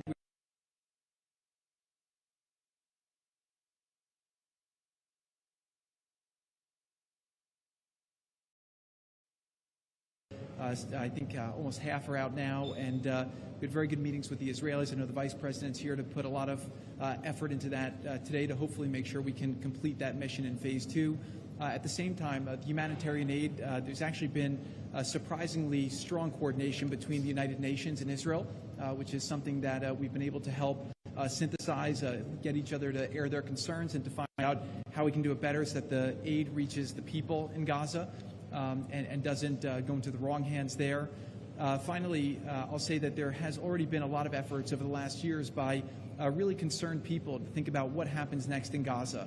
And there's a lot of great things happening here. More will be released in the coming days. But the most important thing here is to figure out how you really get a good deconfliction coordination center. This really has been a startup. There's been a lot that's been done. It's amazing to think it's only been a week, but I actually, with the pace of work and the commitment of everybody, I think in a week from now you'll see even more progress. I want to echo what the Vice President said about how a lot of people are getting a little hysterical about different incursions one way or the other, but what we are seeing is that things are going in accordance. Both sides are transitioning from 2 years of very intense warfare to now a peacetime posture, and really thanks to Admiral Cooper, CENTCOM, and the CMCC to try to build that deconfliction mechanism in order to make sure that we can get to a proper de-escalation. We have some flags that we put up here. This is not fully representative of the countries that are here. It's happening very rapidly. The people are agreeing to come on board, agreeing to help. People really want to be a part of this. and it's just happening very, very quickly. So we'll try to continue to give the updates as it progresses. But really just thank you to the entire team here who's made all this possible. It's been a lot of sleepless nights, around the clock effort, and it's really been great coordination because everyone believes that it is possible to create something better in Gaza, and we have to believe it, we have to work hard for it, and if we all work hard to do that, then I do believe a great outcome is possible. Well, Mr. Vice President, thank you for joining us here today at the CMCC. Consistent with our Commander-in-Chief's direction, this facility will be the hub for the delivery of everything that goes into Gaza as we look to the future, delivering on the Commander-in-Chief's commitments. 200 of America's sons and daughters who wear the cloth of the nation have stepped up and are serving here. I just couldn't be prouder, and I know that you are as well. Thank you so much. Great. Thanks, Admiral. And gentlemen, we'll take a few questions now. Sir. I wanted to ask about the Turkish role. It's very concerning for Israelis. Turkey obviously has been a supporter of Hamas. What role will they have, and will they have troops that will be on the ground here or in the Gaza Strip? Thank you. Well, I think, first of all, what troops are on the ground in Israel is going to be a question the Israelis have to agree to, and I'm sure that Prime Minister Netanyahu will have opinions about that, but we think everybody has a role to play here. Some of that's going to be financial, some of that's going to be in reconstruction, some of that's just in communication with the various parties to ensure that this deconfliction process actually works and is implemented. We're not going to force anything on our Israeli friends when it comes to foreign troops on their soil, but we do think that there's a constructive role for the Turks to play, and frankly, they've already played a very constructive role. We're very grateful for that. And you asked, they've supported Hamas in the past. No one who is a party to this conflict can look in the past and not point at something that they don't like or that they disagree with. Everybody who's been involved in this conflict can point at one other person. One of these flags can point at another flag and say, we hate that person for various reasons. The way that we're going to get to peace is to focus on the future, which is what the President of the United States has asked us to do. And we think everybody here is very willing to do that and is very eager to engage in that effort. Ma'am. The ceasefire deal took months to negotiate. What do you think the likelihood is that it will last long term? If you had to put a number on it, a percentage. Well, Jared's the investor here. I'm not going to give you a percentage, but look, what we've seen the past week gives me great optimism the ceasefire is going to hold. And if we get from where we were a week ago to a long-term, durable peace between Israel and Gaza, there are going to be hills and valleys. There are going to be moments where it looks like things aren't going particularly well. But given that, and given the history of conflict, I think that everybody should be proud of where we are today. It's going to require constant effort. It's going to require constant monitoring and supervision. That's part of the reason that Admiral Cooper and his team is here, is to mediate these disputes, to mediate these disagreements as they come up. But look, right now, I feel very optimistic. Can I say with 100% certainty that it's going to work? No. But you don't do difficult things by only doing what's 100% certain. You do difficult things by trying, and that's what the President of the United States has asked us to do. Sir. Mr. President, Suleiman Masoud from Cannes. First of all, thank you for brokering the ceasefire deal. Two questions for you. Hamas was supposed to bring back all the hostages within 72 hours. There are still deceased hostages that are still in Gaza. Will you put a deadline for Hamas to bring back all these hostages? And second thing, President Trump tweeted about this today, Hamas killing their own people in Gaza, Palestinians who worked for Israel. What is your warning to Hamas about that? Yeah, so Steve, I'm going to ask you to follow up here, but let me say just a couple of words about the deceased hostages. I mean, one of the stations that I met with, one of the groups that's working on this that I met with earlier, they actually have a photo of the 15 deceased hostages who are still in Gaza. It is a focus of everybody here to get those bodies back home to their families so that they can have a proper burial. Now, that said, this is difficult. This is not going to happen overnight. Some of these hostages are buried under thousands of pounds of rubble. Some of the hostages, nobody even knows where they are. That doesn't mean we shouldn't work to get them, and that doesn't mean we don't have confidence that we will. It's just a reason to counsel in favor of a little bit of patience. This is going to take a little bit of time. And look, our warning to Hamas is very straightforward. The terms of the 20-point plan that the president put out there is very clear. It's supported not just by Israel, but by all of our Gulf Arab friends. It's that Hamas has to disarm. It's that Hamas has to actually behave itself, and that Hamas while all the fighters can be given some sort of clemency, they're not going to be able to kill each other, and they're not going to be able to kill their fellow Palestinians. Now, again, that's going to take a little bit of time. We're talking about how to set up the security and humanitarian apparatus to put all this in place. But right now, where I stand, I feel confident that we're going to be in a place where this peace lasts, where it's durable. And if Hamas doesn't cooperate, then as the President of the United States has said, Hamas is going to be obliterated. Steve, do you want to add anything about the hostages? I think you said it, sir. Okay, great. Ma'am. For USA Today. Just to follow up on what you were just saying, how much time does Hamas have to lay down its arms before the United States either takes dramatic action or authorizes its allies to do so? Well, look, the president actually put out a truth this morning that I thought was very instructive. We know that Hamas has to comply with the deal, and if Hamas doesn't comply with the deal, very bad things are going to happen. But I'm not going to do what the President of the United States has thus far refused to do, which is put an explicit deadline on it, because a lot of this stuff is difficult. A lot of this stuff is unpredictable. You basically have two regions in Gaza, one of which is relatively safe, I wouldn't say very safe, and one of which is incredibly dangerous. And part of ensuring that we get to a durable peace is to broaden the scope of the area that's safe. And the International Security Force is a big part of that. We don't yet have the International Security Force set up. That's something we're working towards. We have a number of volunteers who want to participate in that International Security Force. So my point is, I don't think it's actually advisable for us to say this has to be done in a week, because a lot of this work is very hard.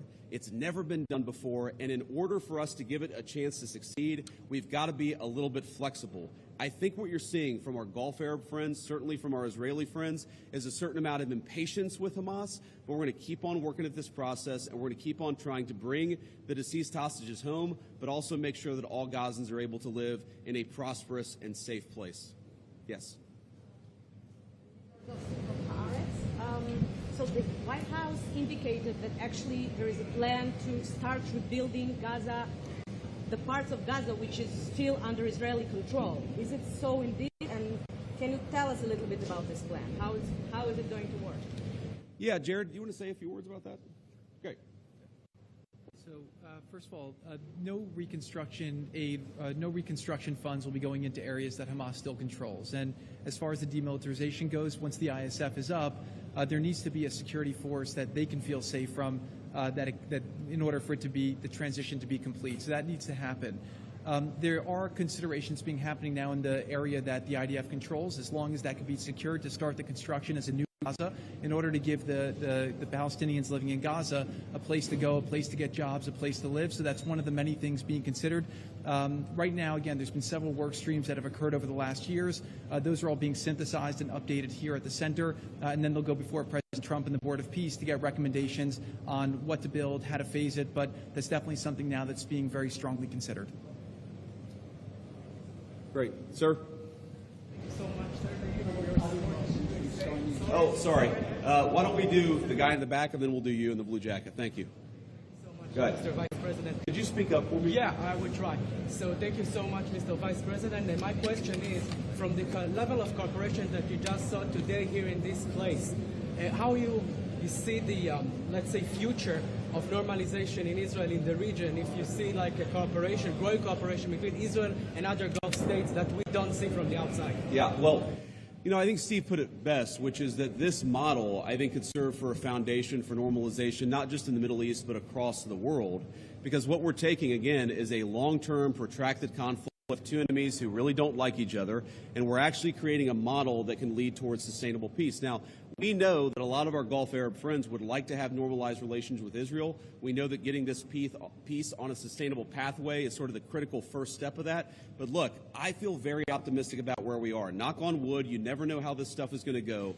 But given what I've seen, given the incredible talent and effort that's going in to the reconstruction of Gaza, to the long-term security of the Gazans in that territory, I feel very good about where we are. And again, if we get this right, I really do think it's going to be a domino that leads to a lot of further peace all across the region. Sir. Vice President Vance, if I may ask, firstly, a quick one is, did you come here because you thought Israel massively overreacted to the killing of its two soldiers? And secondly, following the reaction to this plan, do you now believe it is feasible to to have a governance structure for Gaza that does not include strong Palestinian voices? Well, so on the first question, no. My visit had nothing to do with events of the past 48 hours. We had actually tried to plan this visit, frankly, months ago, and now we thought this would be a good time to do it. It ended up working out. As you know, sometimes calendars are difficult, especially when you're the Vice President of the United States. But I wanted to come. I wanted to check in on things. I wanted to, talk to the troops who are working very hard to coordinate this massive relief effort. And I wanted to just see how things were going and put some eyes on it so I could call the President of the United States and actually, it's one thing to read about it. It's one thing to talk with Jared and Steve on the phone about what's going on the ground. It's another thing to actually shake somebody's hand, to look them in the eye, and to understand what are the challenges, what are the things they need from me. I mean, I heard from relatively junior troops very simple things that would make their lives easier that I'm going to take back to Washington and hopefully help them with. That's why you do a visit like this, not because of anything that's happening on the ground. On your question about what is the ultimate, authority in Gaza look like, I don't know the answer to that question. And I think what's so cool, what's so amazing about what these guys have done is that we're creating a governance. No, JD, no. JD, I think you know exactly who is going to be the authority in Palestine. Because notice, there's no Palestinians up there. There's no Palestinians on the peace board. There's no Palestinians, I think, involved in this center. I don't know what this center is. Yeah, there's just none. Yeah, he's in Israel. This is an Israel press conference about the continued rape of Gaza by Americans. By Americans. Yeah. Structure that is very flexible to what happens on the ground in the future. We need to reconstitute Gaza. We need to reconstruct Gaza. We need to make sure that both the Palestinians living in Gaza, but also the Israelis, are able to live in some measure of security and stability. We're doing all those things simultaneously. And then I think once we've got to a point where both the Gazans and our Israeli friends can have some measure of security, then we'll worry about what the long-term governance of Gaza is. Let's focus on security, rebuilding, giving people some food and medicine. If we get to the point where we're arguing exactly what the governance structure in Gaza is long-term, then we should pat ourselves on the back. That's a very good problem to have, but I won't anticipate that problem before we actually have it. I'll take a couple more, and then we'll get moving. Ma'am. You should speak up. Renata Brito with the Associated Press. Could you give a bit more details about the International Security Force? Which countries are going to be part of this? Are these troops in Gaza? And also about the disarmament plan or decommission plan. Are there incentives for Hamas to do that in a timely fashion? Any details? The incentives are that unless Hamas disarms in accordance with the agreement, very bad things are going to happen, right? And also the incentive is that if they disarm, there is a better future for everybody on the other side of it. But in terms of the International Security Force, Steve and Jared, Admiral Cooper, are working on that very issue right now. Remember, this peace deal was struck under the president's leadership literally a week ago. The hostages were returned, 6 days ago, 5 days ago? So we're in the phase now where we're actually starting to conceptualize what that international security force would look like. I think it's important for Americans to know a couple of things. Number one, there are not going to be American boots on the ground in Gaza. The President of the United States has made that very clear. All of our military leadership has made that very clear. What we can do is provide some useful coordination. How do you take, the Gulf Arab states, plus Israel, plus plus the Turks, plus the Indonesians? How do you actually get those folks to work together in a way that actually produces long-term peace? The only real mediators are the United States of America. And so that's the role that we're going to play. I think the American people should be proud of it, but they should know that there are going to be no American boots on the ground in Gaza. Sir, in the back. I'd like to ask about a different threat. We see Iran rearming again, trying to build again their nuclear weapon. Could we expect in Israel to see the U.S. Army attacking again in Iran? Could you ask the very last part? Could we expect the U.S. Army to attack again in Iran like you did in the last time in Fordow? Well, I'm not going to make any announcements here today. The President of the United States has been very clear about our policy with regards to Iran. It's that he actually wants Iran to be prosperous. He wants to have good relations with the Iranians, but they cannot have a nuclear weapon. And so we're going to keep on using and exhausting every diplomatic means possible to try to ensure that Iran does not have a nuclear weapon. That's our focus, and that will remain our focus for the indefinite future. Let me just leave us with one final thought here. So I've been to Israel once in my entire life. I came for about 36 hours, and as a Christian, I think the world's Christians will know that this country, that this region of the world means a great deal to me. And at some point today, I hope to go, or at some point in the next couple of days, I should say, I hope to go to the Church of the Holy Sepulchre, which Christians believe is the site that Jesus Christ was crucified in. And I know that Christians have many titles for Jesus Christ, and one of them is the Prince of Peace. And I'd ask all people of faith, in particular my fellow Christians, to pray that the Prince of Peace can continue to work a miracle in this region of the world. I think that we have made incredible strides over the past week. We're going to have to make a lot more, but I think with your prayers, with God's providence, and with a very good team behind me, I think we're going to get it done. Thank you all. Take care.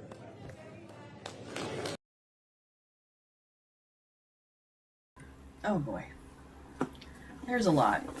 So first of all, the no American troops on the ground, whatever, bullshit.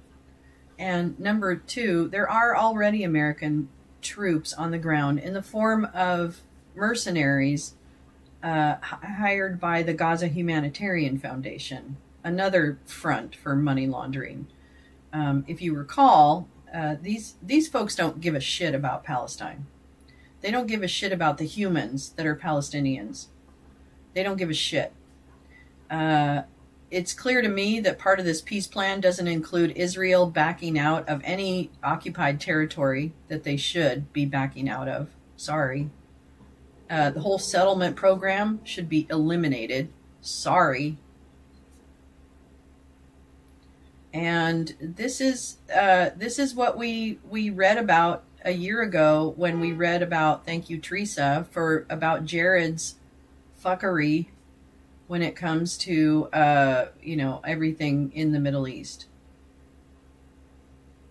And here's what I need to say. I need to do a programming note. Listen, you got to read the chat. If you come to my show, you have to read the chat, because that is where a lot of incredible information. I can't even keep up with all of the bits and bytes of information that is coming out of this chat. Oh my gosh. Did he just leak a plan for Iran is already here? And Grace Lisa, I don't know. Yeah, as a very recent, I was also going to bring that up, Karen. Good point. This dude, this douche whistle, only became a Christian in 2016, when did he, it's like Mark, just like Mark Burnett, he became a Christian overnight too. And then went on to ruin us using reality television. Yeah, so I just, these guys don't give a shit. There's no Palestinians in that center that haven't even read about this little center of whatever. I don't even know. I can't remember what they called it. I'm going to read you a story from The Guardian about Jared and this whole boondoggle. But this is, after the ceasefire was announced on October 19th, Israel cut off aid because people had gotten killed within Gaza. And partly by them, and I guess they were claiming that it was Hamas. Although what's interesting is Hamas has not been firing anything into anywhere for the last, year? Feels to me like Hamas was definitely, their capability was impacted severely over the last at least 6 to 9 months. So I'm calling bullshit on that, on the fact that Hamas is, doing, and I'm confident there are spots of violence. I have no doubt in my mind. But what was Bibi's response? He cut off all aid on the 19th. All of it. All of the aid. And then has apparently, I wanted to check,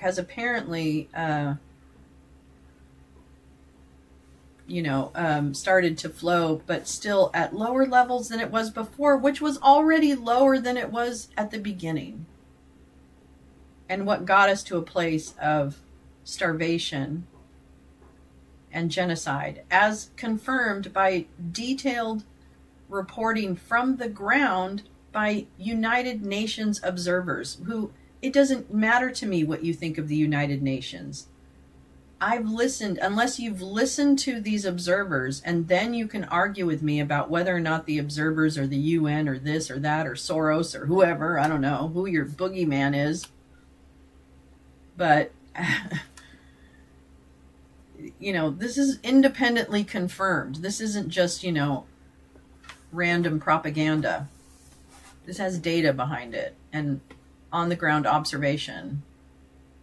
First person data. That's pretty fucking amazing. So, you know, this is just an attempt to completely eliminate the people of Palestine, so that Israel's not going to give up anything that it's already illegally occupying, and it will just continue to, now it will just become a conglomerate of ownership of anyone but the Palestinians. How is that right? How is that right?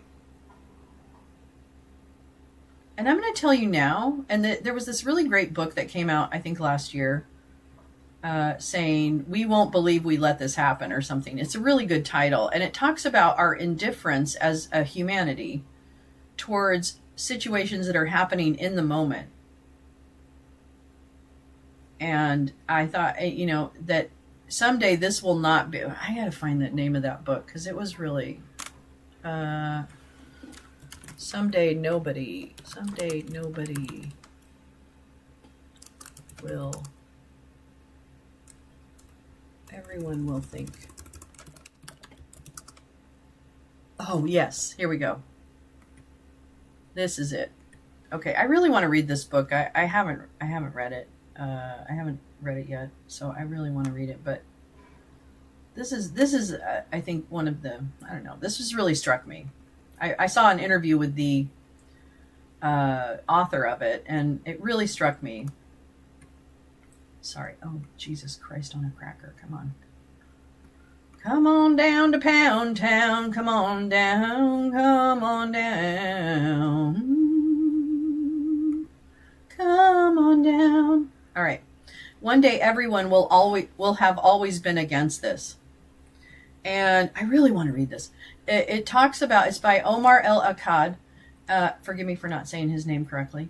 But it talks about how in hindsight, you know, like at the time of the Holocaust, there would have been a large segment of the population who either didn't believe that it was happening or didn't, it didn't hit them in a way that carried the same gravitas as the situation, right? But then in hindsight, everyone, you know, agrees that this was wrong, that it is wrong to commit a Holocaust.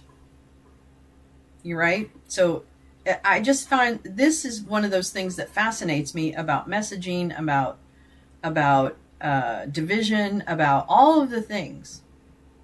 And so this book by Omar Akkad, I think is worth checking out. One day everyone will have always been against this, because I think it talks about the phenomena of that right now there is a genocide actively happening. I mean, we've seen the reports of bombs dropping now in Gaza, right? Fuck it, we'll do it live. So this is our one day everyone will have always been against this moment. And in hindsight, we're going to be, you know, those who were not loudly against this, and that's a lot of people, you know, like we all kind of like navigated our way, not people in this room, but I'm just saying that there are a significant amount of the population who was quiet as we got to this point, and then it like accelerated in our consciousness. It was always accelerating on the ground. And I think that we will all look back and go, oh my God, that was a wholesale destruction of a people so that commercial interests could take over. because that's what's going to happen. Anyway, I'll make sure I link this book in the chat, in the thing, because I think it's really an important. It seems to me like it's a very important book about this. Okay, let me get to the Guardian piece. Where is it? Where is it? Where is it? I don't know what I did with it. What did I do with it? Oh man, what the fuck? Oh, I know what I did. Sorry. Sorry, everybody. Sorry. Where is it? Get out of there. Get out of there, duck. You're just like your father. All right, here we go. Read to me. I want you to read to me. Read to me. Hey, you guys, I plugged in that song that I've hummed for years, and it came up with songs that I don't even recognize. So I think, frankly, I made up that song. Damn it, where's my fucking screen? Oh, there it is. What the hell? Oh my god, stop. Thunderbirds, Thunderbirds. Make sure, programming note, make sure you're coming back at 11 a.m. Pacific, 2 p.m. Eastern for Twice Baked. Twice Baked. I can't remember what's happening then, but they'll probably a different song. Me too. Yeah. I don't know. I'll have to figure it out. But it's the Holy Land, and everyone has feelings about it. Yeah, there's another thing. Feelings. Maggots have such feelings. Oh, oh, oh, oh, feelings. Well, shocker, the enormous conflict of interest at center of Jared Kushner's Gaza ceasefire deal. Ah! Ah! This kid is the son of the devil. If there's a devil, it's this kid's father. Which actually isn't too far off the mark. Charles Kushner is a piece of shit. But he's also the ambassador to France. Make it make sense. Make it make sense. Remember when everyone was pissed about Pelosi's expensive ice cream? Meanwhile, the Trump family scoops up an entire country. I would play the ba-dump bump, but Congo and Sudan have way more starving people, and we hear nothing. Well, okay, that's another good point, Max. Yemen, the Sudan, you're right. You're right. You're right. It's really, we're not. That's why I want to read that book, because I think it really pushes accountability for how we view this. And I think I feel like I've grown in my ability to put things front and center that I normally might not have put front and center. I'll just be honest. I feel like, and I also have the luxury of not having to have like a full-time job. So I understand I'm pretty lucky in that regard. But I just think it's a really good touchstone of humanity that we will look back and we will all regret if we didn't full-throatedly say this is wrong. I don't know. For a man with no formal role in the White House, Jared Kushner last week literally took center stage as Trump's emissary to the Middle East. As the administration took a victory lap for hammering out a Gaza ceasefire last week, Kushner, Trump's son-in-law, stood in Tel Aviv's Hostages Square, addressing a feverish crowd that had booed the mention of Israel's Prime Minister Benjamin Netanyahu, and later broke into chants of, "Thank you, Trump." October 7th for me was a shattering day, said Kushner, who had shed his customary business suit for a simple black t-shirt. Since then, my heart has not been complete. He felt obligated, he said, to see the hostages come home, to see their families get the closure they deserve, and to end this nightmare.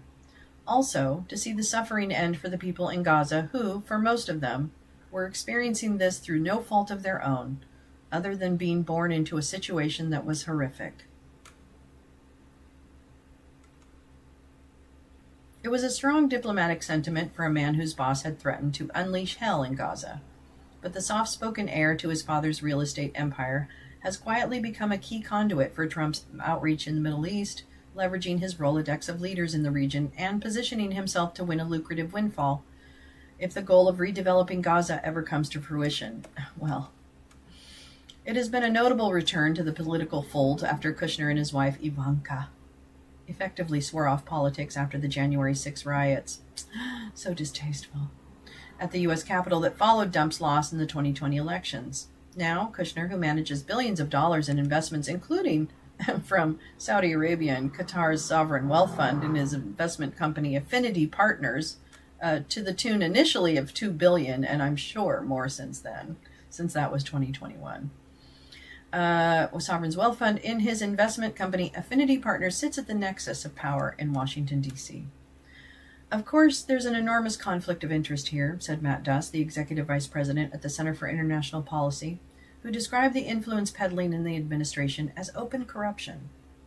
But, he added, part of what's bizarre is that the dump organization is so deeply leveraged in the Middle East that the corruption could sustain the ceasefire. Because they all stand to make so much money, there is an interest and an incentive to kind of stop the war. That's what we talked about. The administration has denied that there is a conflict of interest in Kushner's diplomatic work. We can say whatever we want because we already built in the disinformation platform that sensitizes you to bold-faced lies. That's right. That's right. Okay. While continuing to run an investment fund managing billions of dollars from Saudi Arabia, the UAE, and Qatari state funds. I think it's frankly despicable that you're trying to suggest that it's inappropriate for Jared Kushner, who is widely respected around the world and has great trust and relationships with these critical partners in these countries, to strike a 20-point comprehensive detailed plan that apparently was developed during the Biden administration, just so you know. I'm just saying. Detailed plan that no other administration would ever have been able to achieve. White House spokesperson Caroline Leavitt told a reporter during a briefing earlier this month. Jared is donating his energy and his time to our government.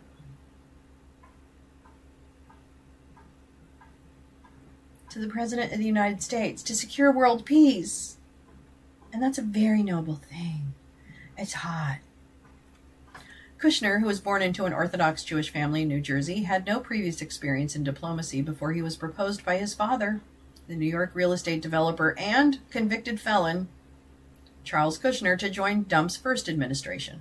He was mocked after an early interview in Trump's first term where he said I'm studying this now for 3 years. I've read 25 books on it, and I've spoken to every leader in the region, and I've spoken to everyone who's been involved in this. Now, J.D. Vance and other backers of the administration have taken to reposting the remarks with a sense of vindication. Wait, there was a gal on Shitter. Oh, Jazika, yeah. That was really good at mapping. Oh my God, Jazika's she's the best. She is such the best. She definitely maps all the networks out. Yeah, her work is so good. Really good. When Trump returned to the White House in January, Kushner and Ivanka stayed in their $24 million Miami mega mansion and did not take any formal role in the transition, keeping more distance between themselves and the administration than during Trump's first term. For many, Kushner's central role in the negotiations was unknown until he and Tony Blair participated in a White House meeting in August to discuss planning for the post-war governance and redevelopment of Gaza. Yeah. Tony Blair. I put Jared on it because he's a very smart person, and he knows the region, knows the people, knows a lot of the players, said Trump last week, shortly after the deal was announced. In an interview with the New York Times, Kushner explained it simply. He and Steve Witkoff, the president's Middle East envoy, were deal guys. Veterans of the New York real estate scene who understood what made people tick. Gosh, I just don't think they would know what made me tick. I don't know. I'm just saying. Maybe later. Sorry I didn't get rid of that sooner. It's just different being deal guys. Wait, a lot of the people who do this are history professors because they have a lot of experience, or diplomats, whatever that means. It's just different being deal guys. It's just a different sport, Kushner said. A sport. He calls it a sport. According to U.S. officials, Kushner and Witkoff had been given virtually unlimited authority by Dump to get both sides to agree to a ceasefire. From a closed-door meeting between Dump and Arab leaders during the UN General Assembly to stress a 20-point Gaza proposal, to persuading Netanyahu to deliver an apology message to Qatar's prime minister after an Israeli airstrike in Doha last month, to an unprecedented meeting between the White House officials and Hamas that led to the best chance to end the war in Gaza since it began in October 2023. One of his strengths was that he was unofficial, but still had direct access to Trump, said a former U.S. diplomat of Kushner. He could work in the background and through his business interests to bridge all of these sides and build enough credibility to help get the deal across the line. Since Trump's first term, said diplomats and associates, Kushner had pushed a vision that the Israeli-Palestinian conflict was a stumbling block to preventing a vast rapprochement between Israel and Arab states, especially the Gulf states of Saudi Arabia and UAE, that could transform the region economically. There's money, bitches. Power, paper, and pussy. Let's go. After Netanyahu's strike on Qatar earlier this month, Kushner and Witkoff were said to have sensed an opening, as Arab leaders grew worried that the attack could set a precedent for further strikes in the region. Oh! In an interaction first reported by the Wall Street Journal and then confirmed by U.S. officials, Kushner and Witkoff dictated the apology to the Qatari Prime Minister Sheikh Mohammed bin Abdullah Rahman Al Thani that Netanyahu delivered by telephone shortly before he and Dump appeared together at a White House summit in late September. It was the sort of thing that mature people do, said a U.S. official briefed on Witkoff and Kushner's efforts to negotiate a ceasefire. That got us some leverage. Really? I think money made this world go around. Observers say Kushner's imprint on the Middle East policy has been visible since the beginning of Dump's second administration. One signature proposal, that Gaza be redeveloped as a vast beachfront property, was first voiced by Kushner at an event in Harvard in 2024, which we read about last year in Wake and Bake. Critics accused Dump of promoting ethnic cleansing after he said that Palestinians could be forcibly evicted from Gaza before the redevelopment, an idea that Kushner had also floated first. Aaron David Miller, a former diplomat and Middle East negotiator and a senior fellow at the Carnegie Endowment for International Peace, recalled meeting Kushner during Dump's first term and described his unsentimental approach to diplomacy in the region. Oh, is that what we're calling it now? Cold psychopath. Psychopaths are really just unsentimental. Is that what we're calling it now? Okay. Oh, okay. Alrighty. Okay. Yikes. Kushner said, "Don't talk to me about history," recalled Miller. "I'm not interested in history. We're doing things differently here." Kushner's family had maintained close links with Netanyahu for decades, mainly through his father, Charles Kushner, who had been a major donor to pro-Israeli causes and is a convicted felon. I'm just going to say that again, because he is. The relationship was so close that Netanyahu once stayed at the Kushner family's house in New Jersey, according to the New York Times. Despite that, Kushner had told Miller that one key to Trump's diplomacy in this first term was that he would make it impossible for any Israeli prime minister to say no to him. Little did I know that foundational principle would essentially create a situation unlike any other American president I ever worked for, Miller said. Describing the talks, a U.S. official said that Trump's vocal support of Israel had made it possible for Kushner and Witkoff to work closely with Arab leaders and even meet directly with Hamas without estranging Netanyahu's government. Yikes. I mean, I think Bibi's an employee at this point. Trump, as well as Kushner and Witkoff, had stood shoulder to shoulder with Israel 100%, said a U.S. official. Israel has a lot of trust in Dump that he's not going to ask it to do anything that would compromise its security. Interesting. So yeah, that was from a couple of days ago. Let me get rid of that. Okay. Oops. Getting rid of all of it. Oh, taking a break. Let's take a break. That face and those lips, they move like a machine gun. Caroline. Why would anyone not owned or corrupt think dotard for the heist? Yeah, exactly. Exactly. He sends snuff tapes to family members who don't do... That's right. Oh my God. That's right. That's what Charles Kushner did, right? Is that what he did?